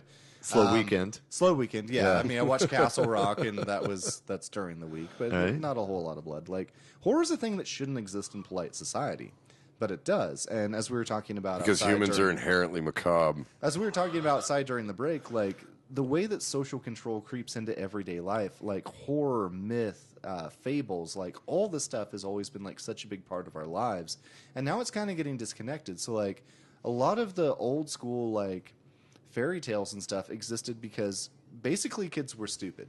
You could tell them that You had to teach them to survive. You had to be like, don't wander into the woods, a fucking wolf will eat you. Well, no, that's the thing. You could tell them, like, don't go into the woods. There are bears. I came from Pennsylvania, so there were literal bears in the woods. And so I'm like, fuck bears. There's a I'm fine terrified bear, of bears. English. Like, it was black bear country, and I was really afraid of running into a bear. For kids, though, they're fucking stupid. I was a stupid kid. So you have to, the bears don't scare them. They want to. They lack experience and reason. If you, as someone who watches wrestling, have watched like the previews for the Antonio Cromartie show, they've talked about this where there's like, hey, honey, don't go in. There's bears outside. It's like, if I saw a bear, I'd pet it. Kids are stupid. No, so that's like, natural selection. Stupid kids used to just die. fair. But no, like kids won't. They're not scared of bears, but witches. Yeah. It's a thing. But now we're like in this weird thing where like most of us don't encounter bears. Most of us don't really encounter witches ever. You are clearly not familiar with our work. I actually meet witches all the fucking time. They're great, very nice people. Oh, I thought you were saying you were a bear, and that kind of fit. But I can't. No, I have also. I did find out that on Craigslist I can make several dollars just selling stuff. Craigslist still. I got some suggestions for upping that to tons Cool. of No, dollars. I need income. So let's figure some weird shit out. All right, But anyway, so apart from those weird fetishes, no, I get what you're saying, and what I love, because I'm a big mythology fan, fairy tales, things like that, and like especially when you look at Grimm fairy tales, when you look at older civilizations mythology, and when you look at that's what anthropologists do. oh, okay. That's a personal rub. Right? Little personal That was an plug there. inside joke that I deserved. But fuck you, I'm having an anthropologist on the show just to right. shut you up. Do it. But the Grimm's fairy tales, the old like, and specifically again pre-Judeo-Christian mythology, and actually, quite frankly, the fucking Old Testament. These are survival guides almost, and especially like 'cause so much when you read fairy tales and kid stories from like Victorian era. Yeah, Jesus Christ. It's fucking horrible. But that's because these kids saw horrible shit every day. And so if you wanted to get a point across, you really had to shock them. Because, I mean, when you talk about a 10-year-old in Victorian London, that kid already worked a 17-hour day. Right. To be and fair, that ate kid- some corn. To be fair, that kid wasn't reading the books, but Right. But some of these stories were being Yeah. told, like oral tradition passed along and into shit like that. But I mean, it's basically the more brutal your society, the more fucked up your kids' stories are, because you're trying to teach these little assholes to survive. that's the point, though. That's why horror matters so much right now, because we don't have that. Most of us don't. There are people who live rough, and what living rough means is so different now. Like, if you have an iPhone, what iPhone number are they on? Like 10? Well, I have a 5-year-old. He's on iPhone dick. I That think- kid has a fucking tablet that's locked. I think 10. I yeah, wasn't that's where asking they're at. about Jack, but all right. Right? Yeah, or it's iPhone X. It's actually 9, but they did the it's Yeah, whatever. Whatever. But if you have like an iPhone 4, all of a sudden in this society, like you're poor. You're missing out. And Well, this that's- is a consumer-driven dystopia we live in. right. Well, that's Well, that's I would disagree with that. Would you? Yeah. How? Have you valid question. what? I said valid question. I'm on the carrot side. of Valid this. question. Okay. Do you know who Dr. Steven Pinker is? I do not. He has a book out that talks about basically rates of like infant mortality, length of life, things like that. And if you look at it, is the time that we're living right now is the easiest, best time to be alive. I'm sorry, I'm going to be a dick. I got to point out we're three very similar white-looking guys Well, from Denton. Well, Like you go to the south side of Chicago, shit isn't No. easy right now. Look, But I'm if you give me a second, Yeah, I'm yeah. making a point of this. I'm not trying Yeah. to Ross Perot you. No, I'm no, sorry. no. And that's kind of the thing. Ross like Perot you look at like most of the people that are consuming like horror and stuff like that. Like we do, America right now, it is the best time to be alive. 100% absolutely. There's still really big differences. Of We're course. also very far away from like Cameroon or something like that, and what life is like there. And that's kind of the whole thing. That's why I think horror is so important right now, is because you have, you go back to the old like Grimm storylines, and it is literally like, don't go into the woods because a bear will eat you. I'm gonna have 17 children by the time I'm 20 and then die. 3 of my children will survive. Man, okay, I know I've brought this up. Nope. I'm Yeah, stopping you great. still. Sorry. I am Ross Perot-ing everyone Sorry. now. I'm gonna own it. Let me finish. have a hoot nanny. I missed that part of it. But that's like a lot of what horror does right now is that like we have such settled, stable lives where like the iPhone issue is like if you don't have the new iPhone as soon as it comes out, all of a sudden you feel like you're poor. You feel like that's poverty. Like horror works the same way, where it's like, well, I hit a snag on I-35 North. My life is terrible. Like, we don't have enough like real horror in our lives. So in being able to like project ourselves and go to watch movies or go and read books or go and read comic books or whatever, like so much of horror is trying to, it's almost like reclaiming like a sense of being unsettled for real. And that's why I think horror is really important right now in this commodified society. And I'm going to tell both you guys, and check your privilege a bit, because you guys, I am storming on the blue collar front. Tend to see a lot more horrible injuries and deaths on a daily basis, and shit exploding in people's faces, and let me clarify what I'm saying, because I'm sure that they're, for the two other people that are listening, is that it's, we love you guys, by the way, so much. Is that it's easy to hear a statement like that and be like, oh, but there's all of these horrible things that happen. Yeah, absolutely. It doesn't mean that the world is a cheery place. What it does the world is the opposite. What it does specifically mean is that the world population at the beginning of the 19th century lived at 90% below the poverty line. Now it's less than 10%. Fair enough. So across the world, individual wealth has gone up across the world, everywhere, even in the worst places. Infant mortality has gone down and life expectancy has gone up. Now, there are horrible, horrible things that happen to good people every day, and that sucks. All over the place. Now, that does not mean that those things don't happen. It only means that if you are looking at the whole of humanity, is that we are, all of us, far better off now than they were 200 years ago, far better off than they were 200 years before that, and 200 years before that. Now, there were people that lived in comfort 600 years ago, absolutely. And there are people that have horrible tragedies now, absolutely. I'm just talking about the Vegas odds of the majority of humanity. That's a fair point. Yeah. And that's why I say is I just wanted to offer a counterpoint, is because kind of in the digital age that we live in, right, where we constantly see so many bad, horrible things, or hear so many much negativity. Bad, horrible opinions and all of these kind of things, that we're constantly hearing everything that's wrong, right? That they did not have that 20 years ago, like certainly 50 or more years ago, Absolutely. where you only knew what was either in the newspaper or maybe not even that. Just look at the difference between Facebook and MySpace. But the difference is that conditions have actually gotten better. Yeah. Is that they've gotten better across the board. And that's the only thing I wanted to leaven is that, like, there's a lot of talk about the dystopic society, but they lived through a dystopic society in Stalinist Russia. We ain't going through that. Yeah. Japan currently lives in a post-apocalyptic nuclear scenario. They got bombed. That's why I was telling you about the robot hotel. It's enough to have a psychological effect on the entire country. They have panties. They have panties in vending machines. You know what? You know what? If I thought at any moment some asshole could fly across the pond and drop a goddamn bomb that could wipe out my entire city, I'd sniff every fucking panty I came across. Well, actually, I mean, that's what I was going to say. Is like Japan is actually one of the most postmodern societies, like in terms of like for sure. But they are living access, in a straight up post-apocalyptic scenario.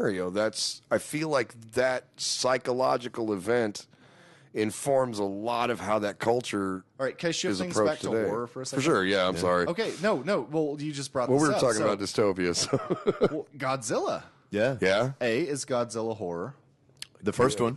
Well, if you think about it from the perspective of a Japanese citizen, I mean, you're looking at destruction on a massive apocalyptic scale that could strike anywhere at any time. I don't, but like, for the purposes of Godzilla, I don't think you have to be a Japanese citizen to see that is a manifestation of nuclear terror. For sure. And that it's effective. Here's the thing, though. I think that you do now. I think an American would just be like, "Oh, sweet giant lizard," whereas a Japanese person would be like, "Oh shit, total destruction." Since the horrible Bryan Cranston Godzilla, like it's been like Godzilla is. Oh fuck! I forgot about that. Godzilla is nuclear terror brought into lizard form has been completely lost on people. Yeah, it's a metaphor. I watch my white trash family.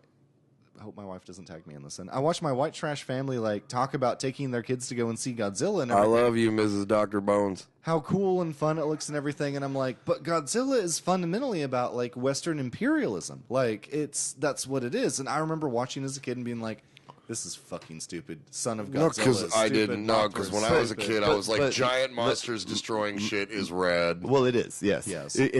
That's the wonderful thing. And I do think, and we've kind of obliquely talked about it, but I think that is kind of the beauty of horror and kind of why it's so important always is because it exists on so many levels. Like, you can totally just enjoy a horror movie just strictly because it looks cool, or you're digging on something scary happening, or you just want to go on a date and scare your girlfriend or You think boyfriend or Jessica whatever. Biel might have her tits And I'm out not or kidding. whatever. The old Whatever. trope of if you are on a date with somebody and you are watching a particularly scary horror movie, whoever you are with, be it man, woman, vegetable, mineral, or animal, they will get closer to you because that shit is freaky. Yeah.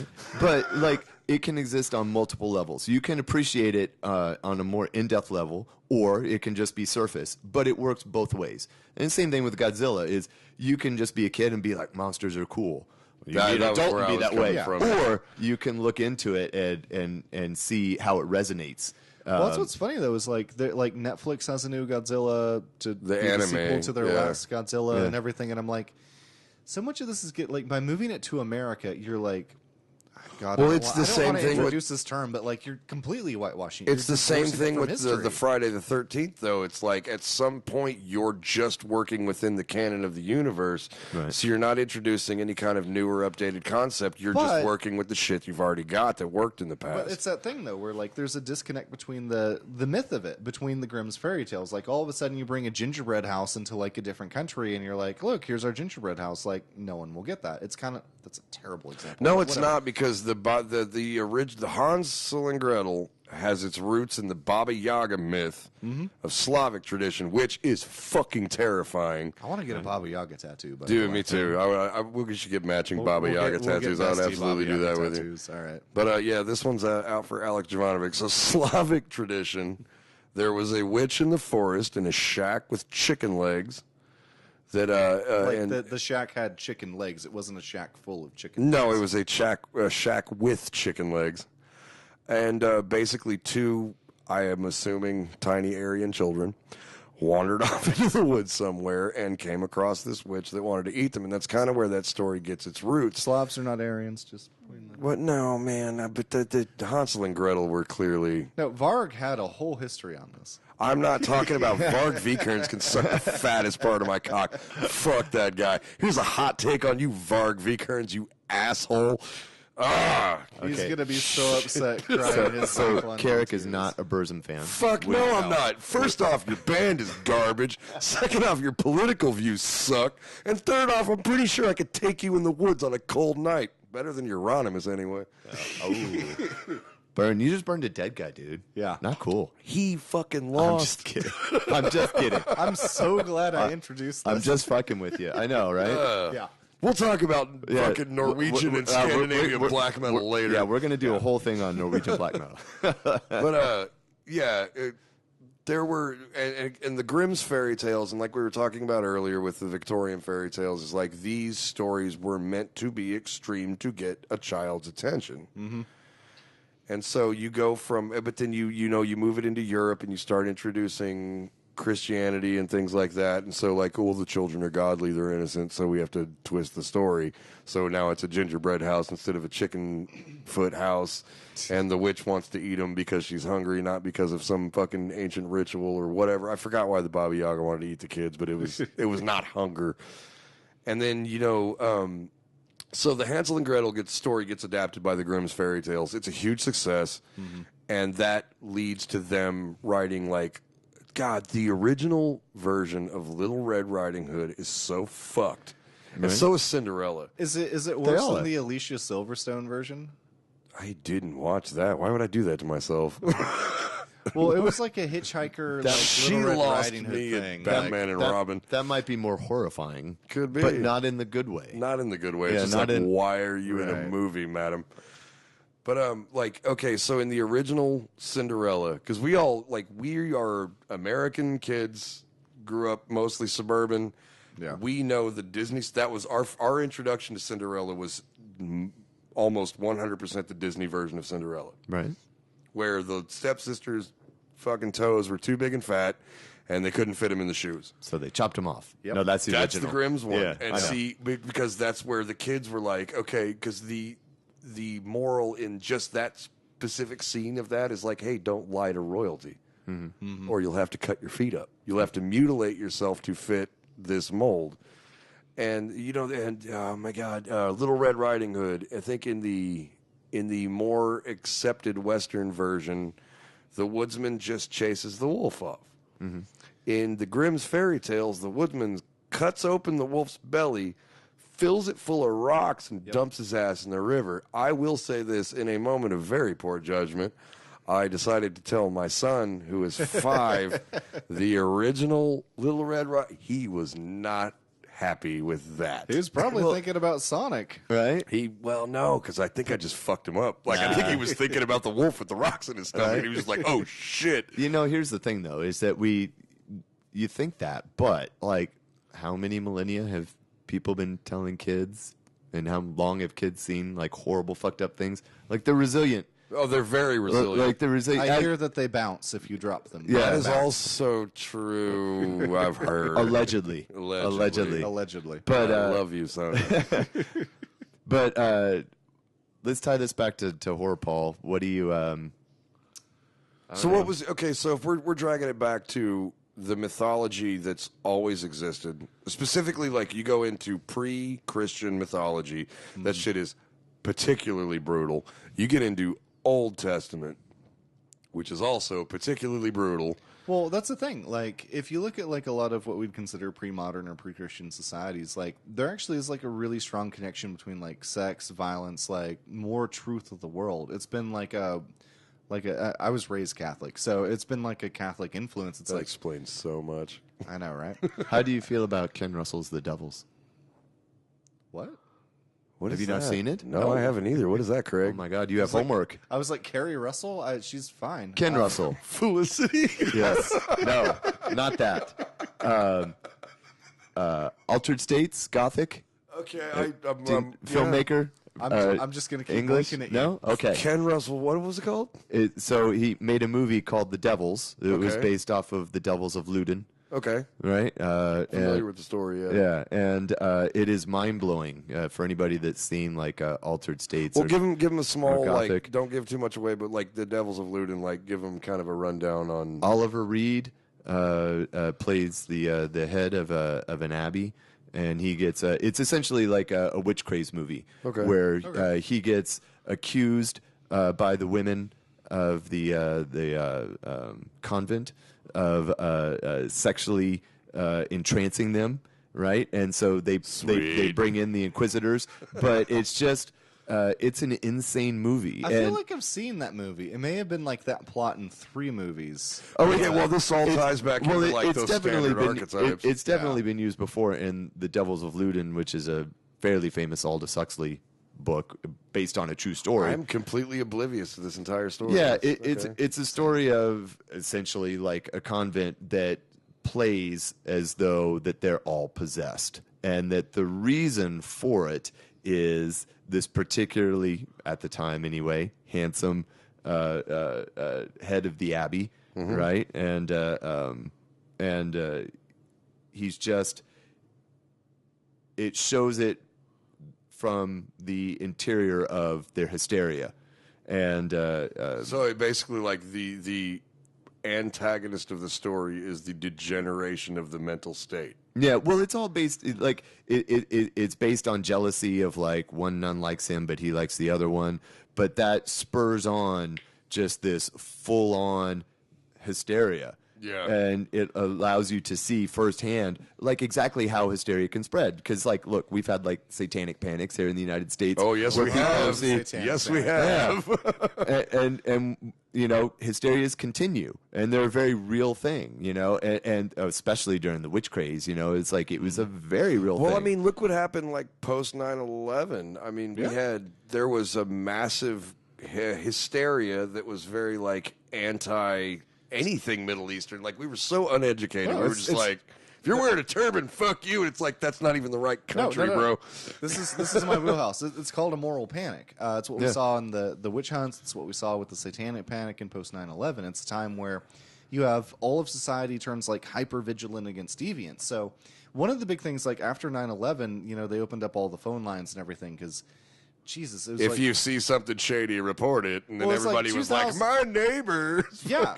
Well, it's the thing. It's like 2001, which seems like a long time ago, but also not. But then, like, you know, they opened up like law enforcement to regular people. They militarized the police after 9/11. Like They've been doing that before. Well, then in okay. Well, other they cities, started but- doing that with the drug war. But I know. So like these fucking call lines, like they ended up being utterly garbage because they were like, all right, so was see too something, much. say something, report your, you know, if you see something, you'd have these like old women that were like 86 years old and they're like, I want to call you about Penelope Daniels. I have seen her walking her dog at 8 p.m. at night, and that is not a time when people walk dogs, so clearly she is a terrorist. Like, It's like, Agnes, fucking calm down. you get into these situations, though, where, like, there's something that causes a panic. All of a sudden, everyone looks at their neighbors to see if they're folk devils or what.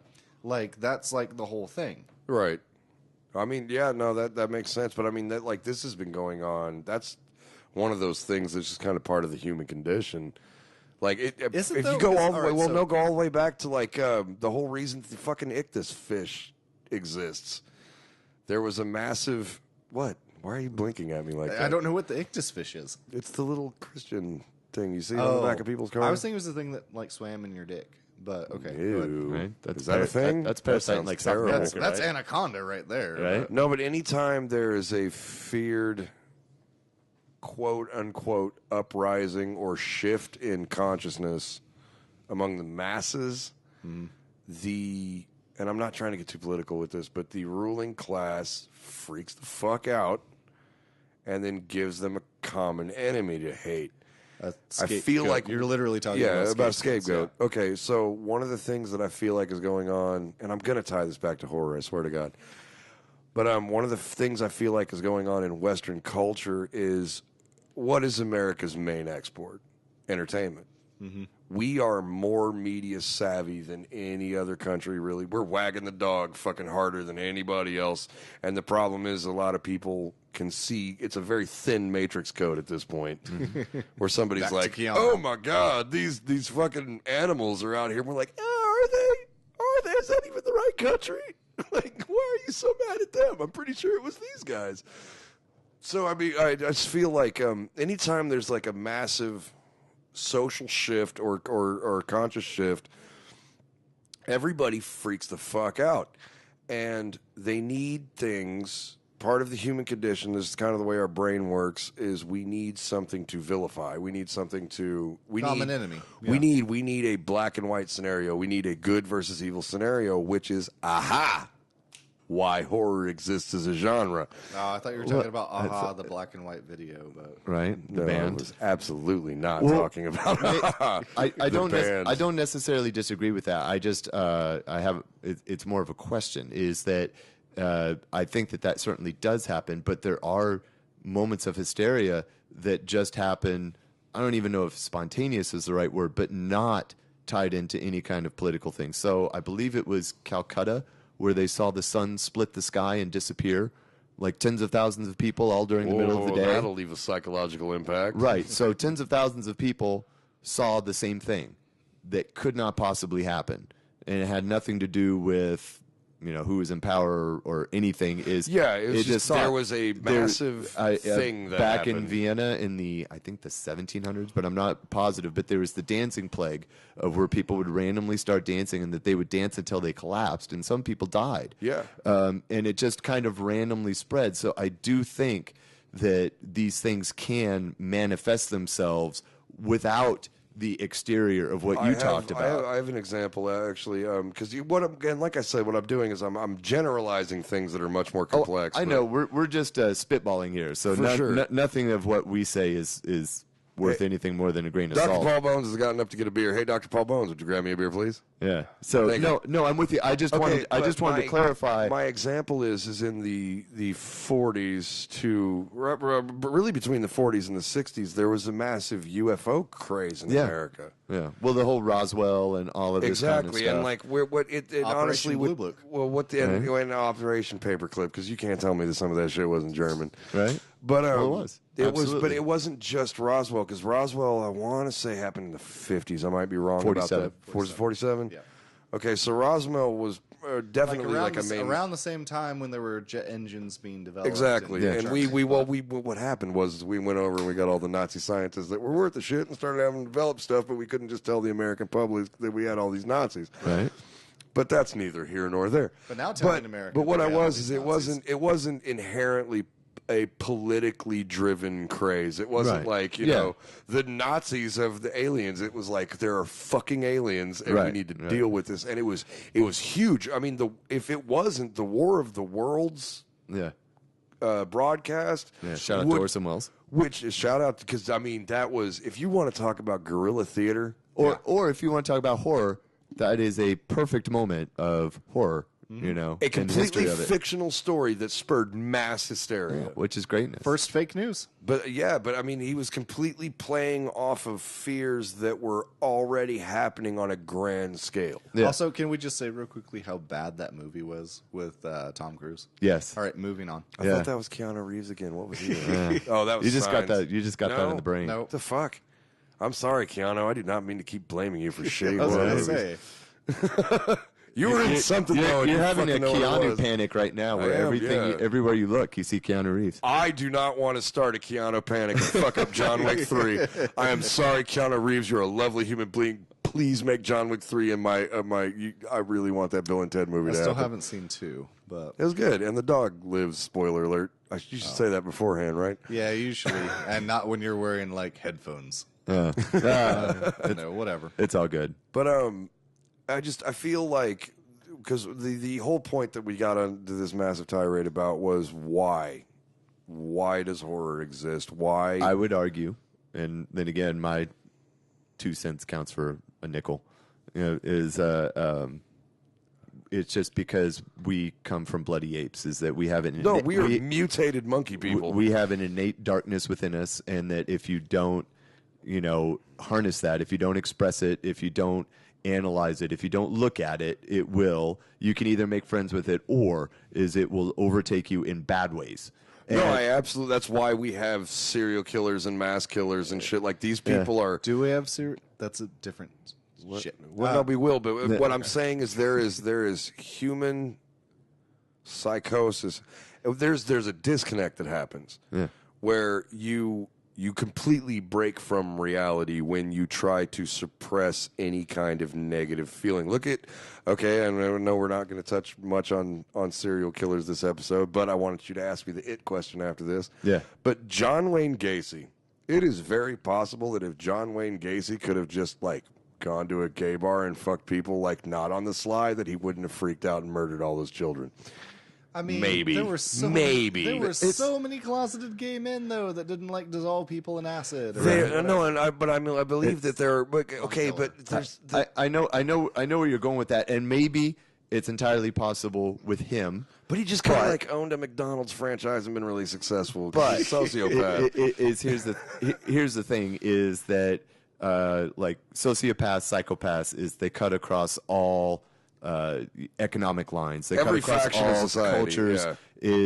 Is that and that's what I mean. they don't. Yes, I do. No, they Yeah, don't. they do. What's the one? Give me the one culture that there's no sociopathy in. No, I'm going to tell you, all of the sociopaths and psychopaths in America are like 90% of them are middle class white males. There's probably some truth to that, but not all. I Like think those are the most 90%. statistical. No. I don't know, man. That's a high number. I don't believe that. I don't believe that's accurate. I don't want to say that it's skewed evenly, but I think that it kind of adjusts according to population. I will say this. I think that it's a constant across humanity. I think that eons of inbreeding are kind of fucking white people up a little bit now. No, it's not inbreeding. It's not inbreeding. It's status. It's like asserting a status, asserting your personhood, asserting that you matter. Like, you look at, like, you go back to, like, the 60s and 70s, and all the fucking highway killers, like, they're all, like... All the drifters that were just murdering people? Well, usually they're the people picking up the drifters. But it's like these, like, old, white, like, middle-aged, bearded white men that are just failing at life. You're talking like, about guys don't feel like, connected to society. We'll cover all that on the serial killer because we got to talk about serial killers because there is something to the fact that statistically serial killers are like Ed Kemper and John Wayne Gacy and just these like normal suburban dudes. But these are the guys that are recorded. There's not to say that there's not just fucking horrible sociopaths in lower economic statuses that aren't doing the same shit. That's the thing about serial killers, though. Like, you just push your luck so many times, you're gonna get caught. Like, there could be like these this is actually what I thought about trying to talk about today. But like, so there is actually a difference. Like, you look at labels. So you look at serial killers in like the 60s and 70s. You look at gangbangers in like the 80s and 90s. You look at school mass shooters today. Like, we think of all three of those groups like completely different. I don't. I believe that there's a psychosis in there that just the problem with the school shooters, this is my theory, because there's a mode that serial killers used to hit because they had to kind of be methodical, they had to plan, and then after a while they would lose it and fucking everywhere? Go, well, they're gonna jizz because they're serial killers.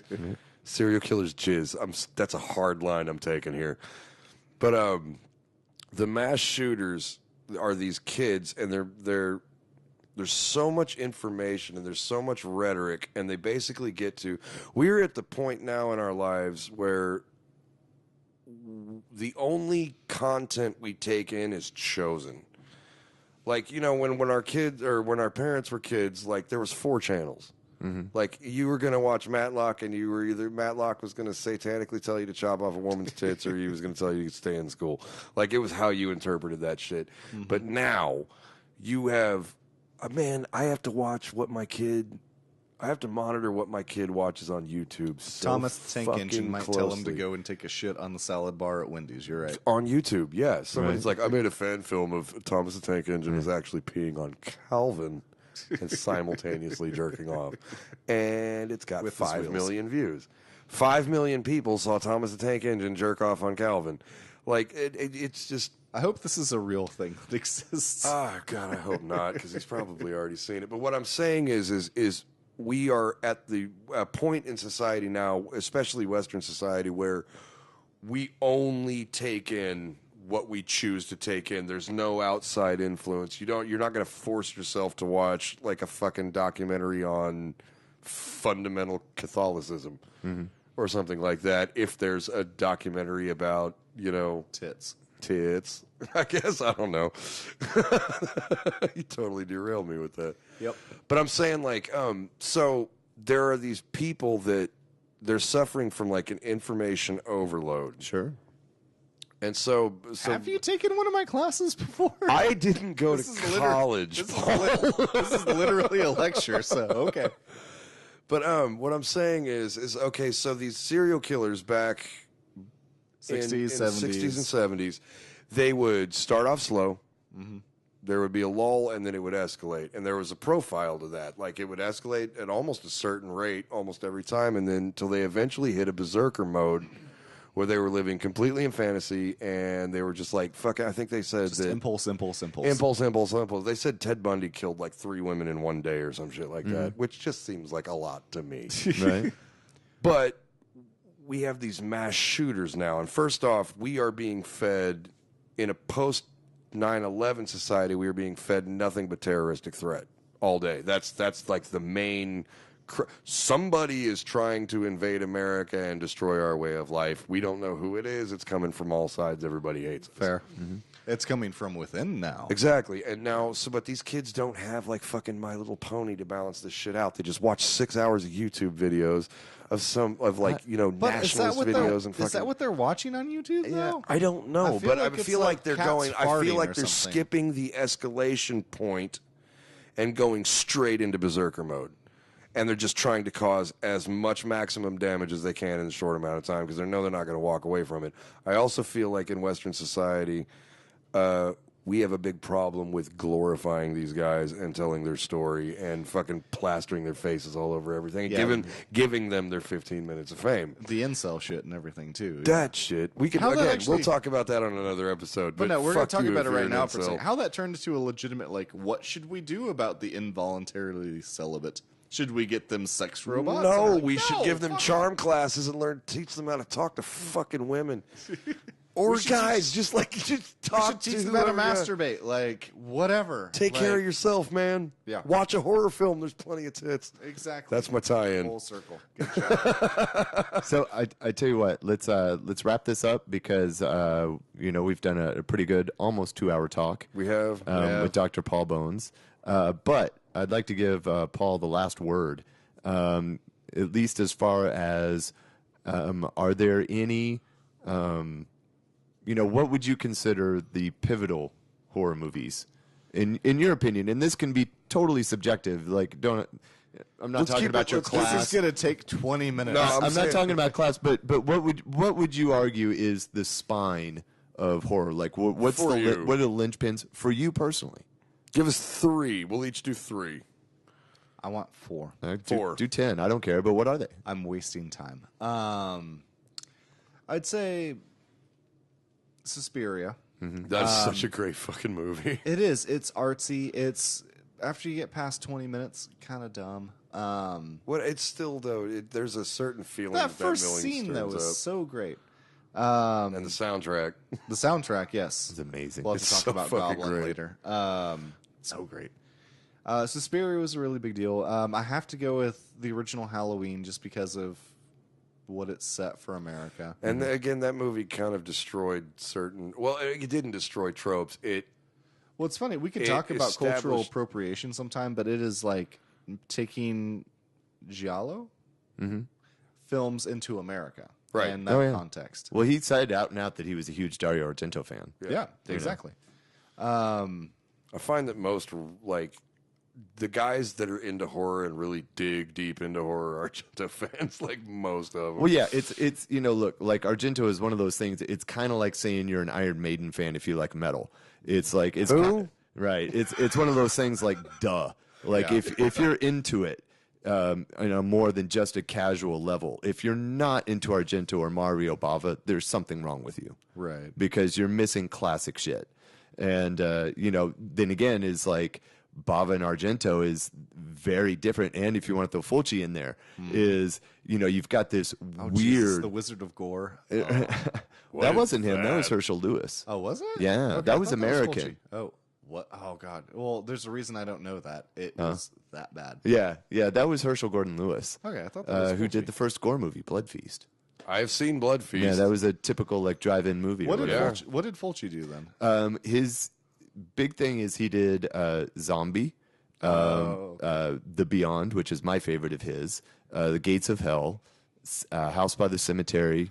They have both The Beyond and The Gates of Hell on Shudder, so I might actually put those on my He queue. actually. And Zombie, I think, as well. Or Oh, they cool. did. Right on. He actually he's one of those like Italian directors. He did something like 100 movies. He did like comedies and westerns and all that kind of stuff. He just didn't become famous, as famous as an underground horror guy can be, until he did horror movies.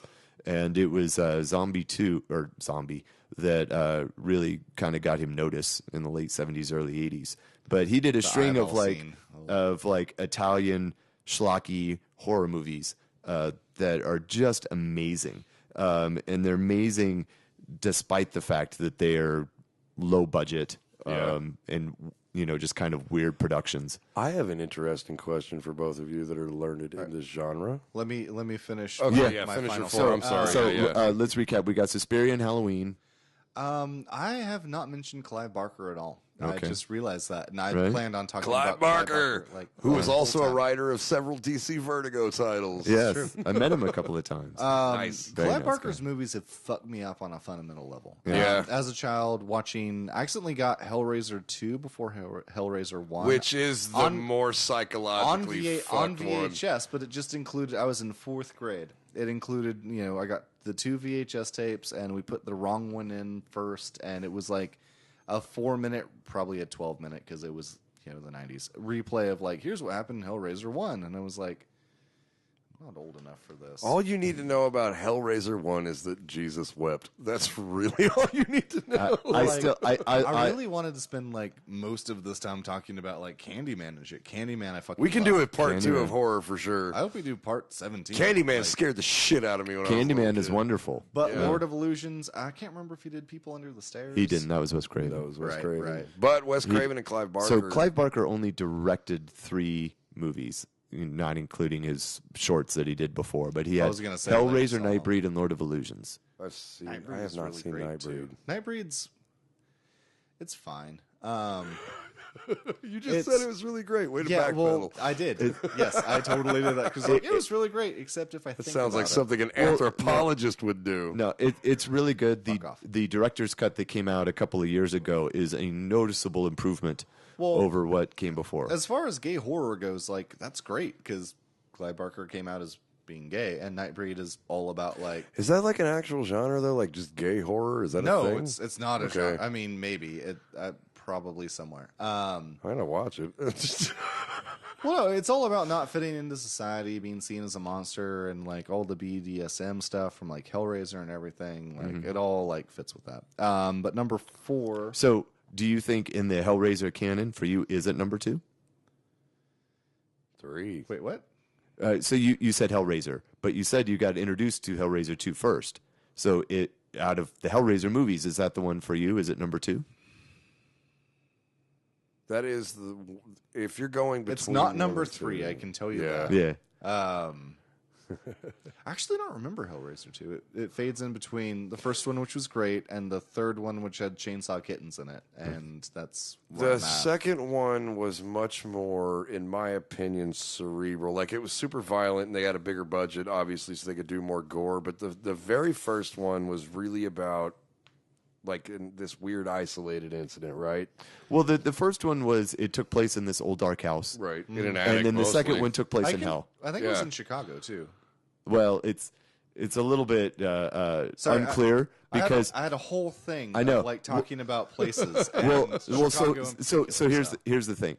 Hellraiser they shot in England, Yeah. and then they were going to have it released as a British release, and then the American distributor said, "Fuck that, it won't sell," and they redubbed most of the voices and changed it to a generic American locale. So it's not think a it was particular city. No, I think it was supposed to be Chicago. I could But if be you think about it, totally- is Chicago in the 90s, before it was like the murder and meth capital of the world, It it was was the like, murder. I was going to say Cabrini Green with Candyman. Yeah, It was like there's areas of it that dude, you want to know why Candyman freaks me out so much? Is that There you go. fucking Literally Got what the I was gonna notes. talk We'll about. do this. We'll do this. We're gonna do a. Fuck yeah. We're gonna do a part 2 of horror because we've already been talking for like 2 hours.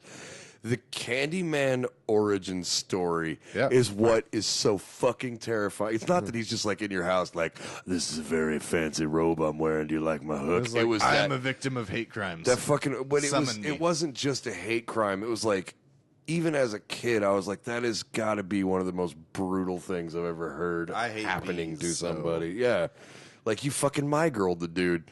It's horrible. oh my. Did you know there was actually like an open source video game of My Girl that you could play as? Was it Macaulay Culkin? Who the fuck was it? Yeah, it was Macaulay Culkin. Yeah, you play as the kid. There's like 4 levels. You just try to. Is that avoid real? bees. Like you It's just totally try to real. not get stung by that bees? might be And the you most always- horrible thing mentioned. You tonight. always get stung by bees though, which is what's so great. terrible. You can't actually beat it. You just get stung by bees. It's like, oh, you can gain an EpiPen. Good luck. Okay, so we got to continue. then, So you got Hellraiser and And I'm doing 4/5. So The Mist and The Witch, which we've talked about. I want to talk about it more, but you haven't. I'm seen gonna. it. I will tell you what. I have not for- been able to talk I- about Black Phillip because of you. about Okay. about the witch. Yeah. Yeah. All right, I'll tell you what. I'm gonna go home and watch The Witch tonight, and when we do a part 2 on horror, I will be up on The Witch because I'm interested. Honestly, like, Also, you're like, right. don't let me oversell it because Well, it's a I'm the angry fanboy. So be It's just I like I Like- like Satanistic occult shit. I Like, love that. horror, like everything else, is hugely subjective. So, like, what some one Absolutely. person finds funny, the other person's like, "Pfft." And what one person they're like, "Oh wow, that was really intense and scary," and they're like, "No, it wasn't." I enjoyed The Witch because I really enjoy kind of like slow burn stories that see, really yeah. slowly build up momentum and set a mood. Yeah. That's why I love old stuff like Mario Bava, like Black Sunday and shit like that. Yeah. I am totally fine with something just having atmosphere for an hour. And that is very much what The Witch does. Well, in general, and so some people are like, fuck that, it was boring. But I'm like, it was cool, you know? Well, in Yeah. general, like European like folk horror is like what I love, like Yeah. slow burn stories and like Wicker Man? Yeah, and then like you get I into also like, have not seen. Dude, but we it's could on do my like queue. we could do like 2 hours on just The Wicker Man we because should it's do- amazing. We should do like 2 hours on folk horror, Yeah. and folk tales. That's we I'm should totally down. we should do that. yeah, that should be a thing. These Paul Bones segments are going to be fun. I think Yeah. we're going to talk about some weird shit. So was that Tissue it? paper penis. So we've got The Mist. The Mist, The Witch, The Mist / Hellraiser, Hellraiser, Halloween, Halloween, and Suspiria. Suspiria. Great list. Yeah. Carrick, do you have like a top whatever? It doesn't have to be a specific got what number, it but is. is there I've like an got- essential?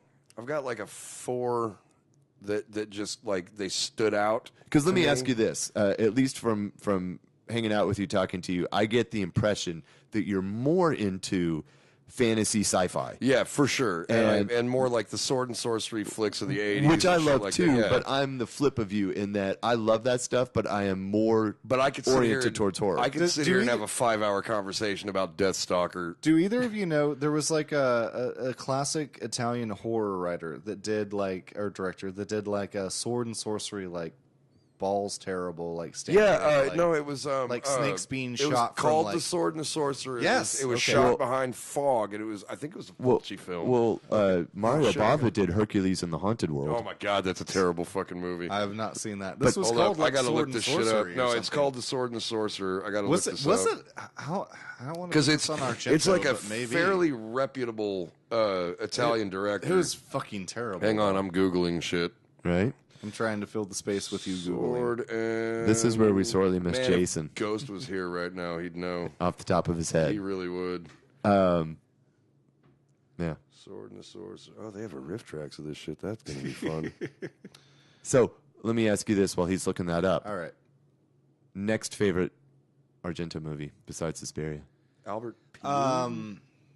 Which was the one with the crazy monkey in the boat? Oh, that was with Donald Pleasance. That was Yes. Creepers in the U.S. or Phenomena was the original Phenomena, title. yeah. That's amazing. was Jennifer so- Connelly too. It was so fucking Donald terrible. Pleasance. It was great. Yeah. Yeah. All right, I'm gonna look it up because I couldn't find it off the top of my head, but I do know what you're talking about. And he shot the entire thing behind fog, and so it's kind of a hard movie to watch, but it's still great. It sounds terrible. amazing. It's very atmospheric. I would check it out. But anyway, my point being is Okay. that I think I'm accurate in saying that you're normally more geared towards fantasy sci-fi. For but sure. Knowing that, what is your top horror or essential horror collection? I will say that there are a few movies that like just kind of stick out for me, like they just kind of burned images into my head. The first one, obviously, being The Omen. I'm not kidding. That original and fuck the new one. The new one looked like a Marilyn Manson Oh, it was video. terrible. But I fun. would say that of that series, my favorite is number 2, Damien. I didn't watch it because The Omen scared the piss out of me so bad. It's good. Straight up, It's I'm not good. kidding, dude. Like, I even liked the final. I think it was the final conflict Yeah. with Sam Neill as the grown-up. see, okay, because we're gonna tie that into Sam Neill because I love Event Horizon. Event Horizon was also one of those movies that See, like Dr. Paul is rolling his eyes for those that don't that's know. fine. I don't give a fuck. So you disagree on Event Horizon? Event Horizon had a lot of potential, Mm-hmm. and it shit the bed every step of the way. It was like full of like Chekhov's guns, Right. if you know that Yeah. terminology. That's another one of those movies though. that Look I have at not look at this seen. weird spiral that we have. It's a bridge. It gets you from point A to B. It's full of knives. They Right. spin all the time. No one's gonna fall into here. Right. My dead wife's in the computer. Wow, boy, you just reduced the shit out of that movie, Right? didn't you? No, I didn't tell the main story of, look, we're about to embark on our majestic voyage. Oh, I'm stabbing my eyes out. We've gone to hell. Oh, no. No, it was about the fact that like It's stupid. the ship bent dimension. stupid. Well, fuck you. Fucking stupid. Sam Neill fucking freaked me out in that all right, movie. so Carrot, keep going. Okay, so because of Sam Neill's performance Fucking stupid. and the fact that Paul Bones watches everything he loves, Right. I loved Event Horizon. The I Omen did as well, freaked me by the out. Yeah, thank you. I'm also thinking, okay, the It's lazy writing. original It. When Tim I Curry? was when I was a kid, Yes. scared the hell out of me because I wanted to talk about this earlier, but I Have didn't you get watched it into recently? It's fucking. It does Yeah. not hold up. No. But I still like it better than the remake, and I'm going to tell you why. All right. Okay, We're out of beer, so make it short. I got this. The problem with the new It for me, honestly, was they went too visual with it. They were like, we're going to murder the fuck out of all these kids. We're going to show you all of it. And in my mind, I was like, it's superfluous. Like, you're showing me violence in lieu of poor storytelling and the fact that But you like Event Horizon? Event Horizon, it was, again, okay, I will defend my point on Event Horizon for this. The thing that fucking got me about Event Horizon was Sam Neill's performance. Lord of it wasn't Illusions. necessarily Way the writing. I have not seen Lord of Illusions in a very long time. Oh. It was not necessarily the writing. It was not necessarily the setting. It was Sam Neill fucking freaking me the hell out. Like, and tends to be what I think I zone in on horror movies. Is there is one character that disturbs the fuck out of me. Well, let me butt in on your shit for a second. So, I get what you're saying. One of the things I think the original It failed to do was show the visual and show the horror in the way that because it was a TV movie, right? Like that's what I well, it was also peak but I'm straight up to, like I said earlier, though, like when you don't show me what happened in my imagination, in my head, what happened to Georgie in that TV movie was so much fucking worse than the torture porn that I got in the fucking new one. Well, I was thinking about the ways that, Pennywise tortured all the losers. Like, that was pretty much absent from the original TV series. Right. Yeah, there were storytelling elements that were better. I felt like the more you leave out for me, the more I fill in myself, and it fucks with my head because I'm a horrible person. Well, the thing that I felt the new It missed was like the connection to Derry. Like the most horrifying part of the original It story is that no one in Derry cared. No one gave a shit. Yeah, and they would forget everything. That was like the worst part. Was like you could die. Your son could die. Your child could die. Whatever. And your community will not give a shit. Yeah, no, not at all. And that's the most horrifying part of it. And that's what they fucked up with, like, the new It. They also had that weird underwear party that was, like, full of actual teenagers. And, like, yeah, that was weird to me. It was strange. But, have you read the book? No. It's worse than the book. Well, I know about penetration. Like, of the book. No, I know about that. Like, the book is full on gonzo. I know about the gangbang. So. Amongst other things. I feel like that was just Stephen King. I thought it was just damn. No. That was Stephen King at a typewriter with just this giant rail of coke, and you're just like, hey, the 80s were... They're gonna fuck! Yeah. The 80s were a weird time for all of us, man. Yeah. Some of us had Annie Lennox, some of us had gangbangs before we fight a spider clown from Mars. Or right. Yeah, fair enough. So I have Event Horizon, I have... It... Yeah, because when I was a kid, and I'm really like on these. I'm going with ones that like freak the me. Yeah, the fuck out just when I was a kid. like personal reaction. That's so the whole point. Event Horizon, and Omen, and then again, I brought it up earlier in the podcast, but As Above, So Below. Yeah, it's really good. I just really enjoyed the movie. Yeah, like it wasn't it's a lot of particularly fun. like it didn't fuck with me. It wasn't particularly scary. I just really fucking enjoyed it. So Event Horizon, The Omen, and As Above, So Below. If I'm going into horror, although no, because I'm crossing into a weird territory here. Because we talked earlier about the sci-fi fantasy thing. That's okay. One of my favorite movies of all time is Army of Darkness, which is a derivative of a horror movie, right? But in and of itself is not a horror movie at all. I'm inclusive, so I think we can throw it in there, even though it's more campy. But it's fine. It is, but I mean, like, it's still got like I love camp. It's got like the Jason and the Argonauts type of skeletons, very much and so. slow motion and all that kind of stuff. Yeah, which is great. Stop motion claymation and I just if you just put Bruce Campbell in a movie 7 times as 7 different characters, I'm gonna love it. Actually, I forgot my best favorite horror story that there is. That's The Handmaid's Tale. No? We'll talk about that later. I have not watched it yet because I have not fucking... My wife watched it, and now she looks at me funny. Fair. So I'll watch So it for those of you that aren't Carrick and have a basic knowledge of it, like, yeah, it's It's like parts of It's Texas. basically so- what would happen if the conservative right took over. Yeah, Yeah, I'm and not into it's that. It's not actually horror, but it is absolutely horror. But it's not terrifying. even just the conservative right. It's like specifically the moral right. yeah, like the okay. religious right. Okay, yeah, I'm not Yeah. super into that. So, Watch it, Craig, what are your 4 pivotal horror movies?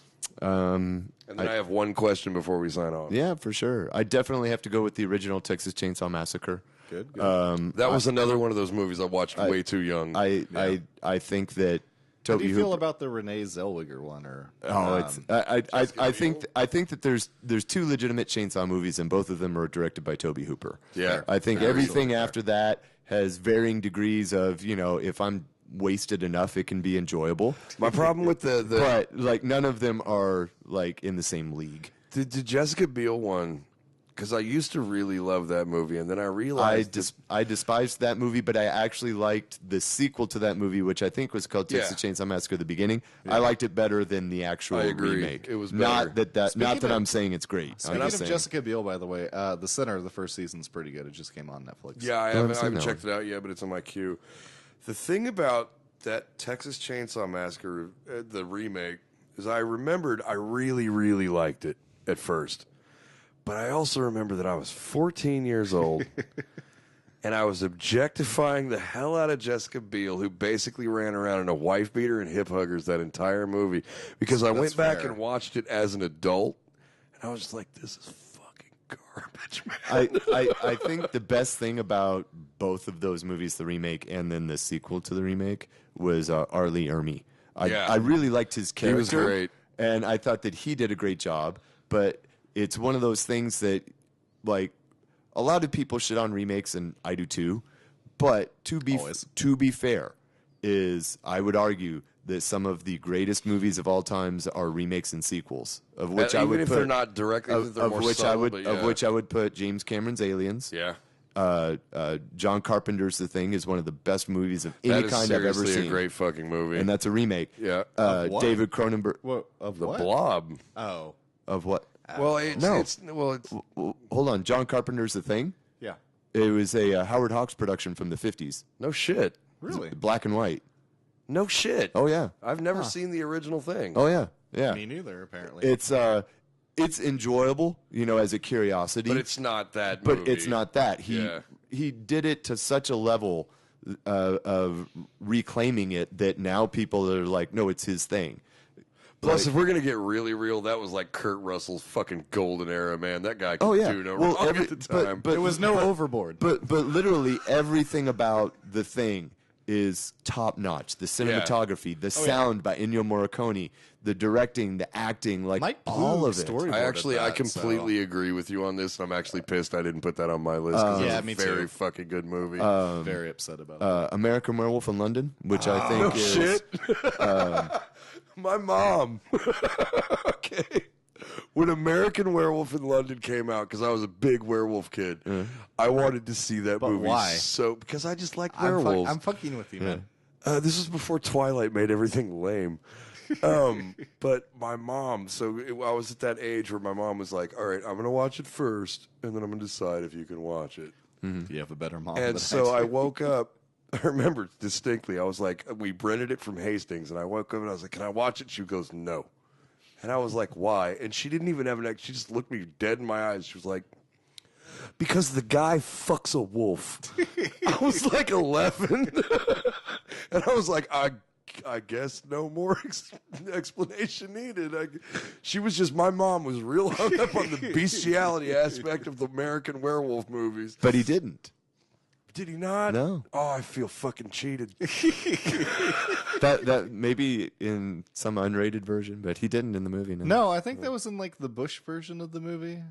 No, that was American Werewolf in Paris. Maybe that was the one. Maybe. I don't Boy, know. that song was bad. I don't know. But Carrick, there are chemicals between us. That is horrific. Yes, that is the true and Another then- hot take, Gavin Rosdale. If you're listening, I'll probably spit in your face if I ever met you. And then I'd say Romero's Dawn of the Dead. That was such a fucking pivotal movie. Like I still think it's mind-blowingly good. Argento, several in there. Suspiria is the classic. So to go with an alternative to the classic, Terror at the Opera or just Opera is probably my favorite. I'm not familiar Next with in either line. one of those. I'm just real glad you didn't say Dracula. Dracula, Or anything with Asia no. Argento. No, I actually really liked what was it, the Stendhal syndrome. Oh yeah, no, I saw saw that too. I was random. It was a really good story, and she did very well in it. Very crazy. Okay, I have one question, and then we'll go ahead and sign out because I have to pee so bad. But if you had to think of one pivotal movie that really brought horror to the forefront, what would it be? I want to say Gremlins. Really? Great movie. I love it too. It's just that's a real fucking left field answer. I know. It's because it's the first horror movie that I saw. Okay. Yeah, fuck it. I'm going to stick with that. Horror for kids. I would actually Especially go Gremlins 2. Yeah. Oh man, the Gremlins 2, the new batch. I mean, is a otherwise, if fucking I was great thinking movie. about it for longer, I'd say Psycho. But Yeah, I mean, there's a lot of good ones. I would really say the one that first really fucked with people. Okay, it's one of two. It would either be Freaks, because no one was fucking prepared for that movie. Right. Or it would be Frankenstein, the Boris Karloff one, and it was because of that whole scene where he throws the girl into the lake because in his mind, as the monster, you cast beautiful things into the water. I was thinking about the burned penis scene, but... What? Boy, I need to watch that movie again. There's still- a burned penis scene? Yeah, like hot water's poured on his dick. And was like, I thought it'd be way more graphic. That's Mel Brooks. Yeah, I was about to say. Never mind. Which is Same greatness. thing. Which is greatness. Young Frankenstein is an amazing movie, and you should all watch it. If So, you've not but seen it let me yet. ask you this: like, what do you mean by the? Can you one that, refine the like, question? The Like- one that, What do you mean by okay, the penis scene? because there was before there was the horror movie, there was the psychological thriller. There was I would argue, not to interject, but I would argue that the first movie was a horror movie. Thomas Edison's Frankenstein was the first movie shot on film. I have never seen that. I was it's- thinking Birth of a Nation is a horror film. Well, yeah, it is, but I mean, Thomas Edison Frankenstein was I'm not before talking that. about necessarily the first horror film. I'm talking about the one that like really launched it into the scope of the masses. Like the one that not necessarily pushed it into the mainstream, but like the one that legitimized it as a genre. Halloween. Well, the Really? That's the, late. the Universal, the classic monsters, Dracula, Frankenstein, Wolfman, Invisible Man, Creature from Black Lagoon, they definitely did it back then. I mean, it's like, they were popular. Did you ever see the Kevin Bacon remake of The Invisible Man? Where it's I basically did. just like Kevin Bacon's gonna fucking grope chicks. Did you ever That's see like the whole movie. Did you ever see the Chevy Chase Invisible Man comedy? No. Which I think was Yes, I John did. Carpenter. Yeah, John Carpenter. Memoirs of an Invisible Man. Yeah. You know what I remember most about that movie is actually the poster because it was just Chevy Chase's face and then like the rest of him was invisible and there was like a fedora. I remember Goldie Hawn, I think, was in it. Who was also in Overboard, tying that together. Yep. So let me ask you. Let me pose this question to you, so this is a hypothesis that I have. All right. So I would argue that the end of the old horror period was Psycho, and the beginning of the Yeah. modern horror movie was Night of the Living Dead. I will also give you that. That's a pretty astute observation. in Yeah, my opinion. I'd like to throw another one in though with Halloween though. I don't know what period you throw that into, but I feel like Halloween you've was kind of the cracked birth it. of the slasher flick, but Halloween would not have but the existed without Psycho. Yeah, but the slasher is like the most iconic American horror genre though. Well, Chainsaw came before Halloween. Did it? True. Well, yeah, but Chainsaw was Did it not though? widely released. That was No, I thought they fucking got X-rated and fucking wouldn't show it to anybody for a that while. was in England. Oh, I thought that was in America. Did it Yeah. predate Halloween? Okay. Yeah, Halloween was Yeah. 77. Chainsaw was 74. I knew that Halloween. Really? Yeah. Okay. Well, then it would have to be. It would really have to be. Night of the even Living before Dead. those, The Exorcist, which was a huge blockbuster, was 72. Oh, yeah. The Exorcist is another one of those movies, though, that caused like mass fucking hysteria among people. Like people saw The Exorcist, it freaked them out so bad that all of a sudden all the Catholic priests had shit to do now. Yeah, like I don't necessarily disagree with what you were saying about Halloween. Like, I do think it's a game changer for sure. Yeah, this is very much a subjective question.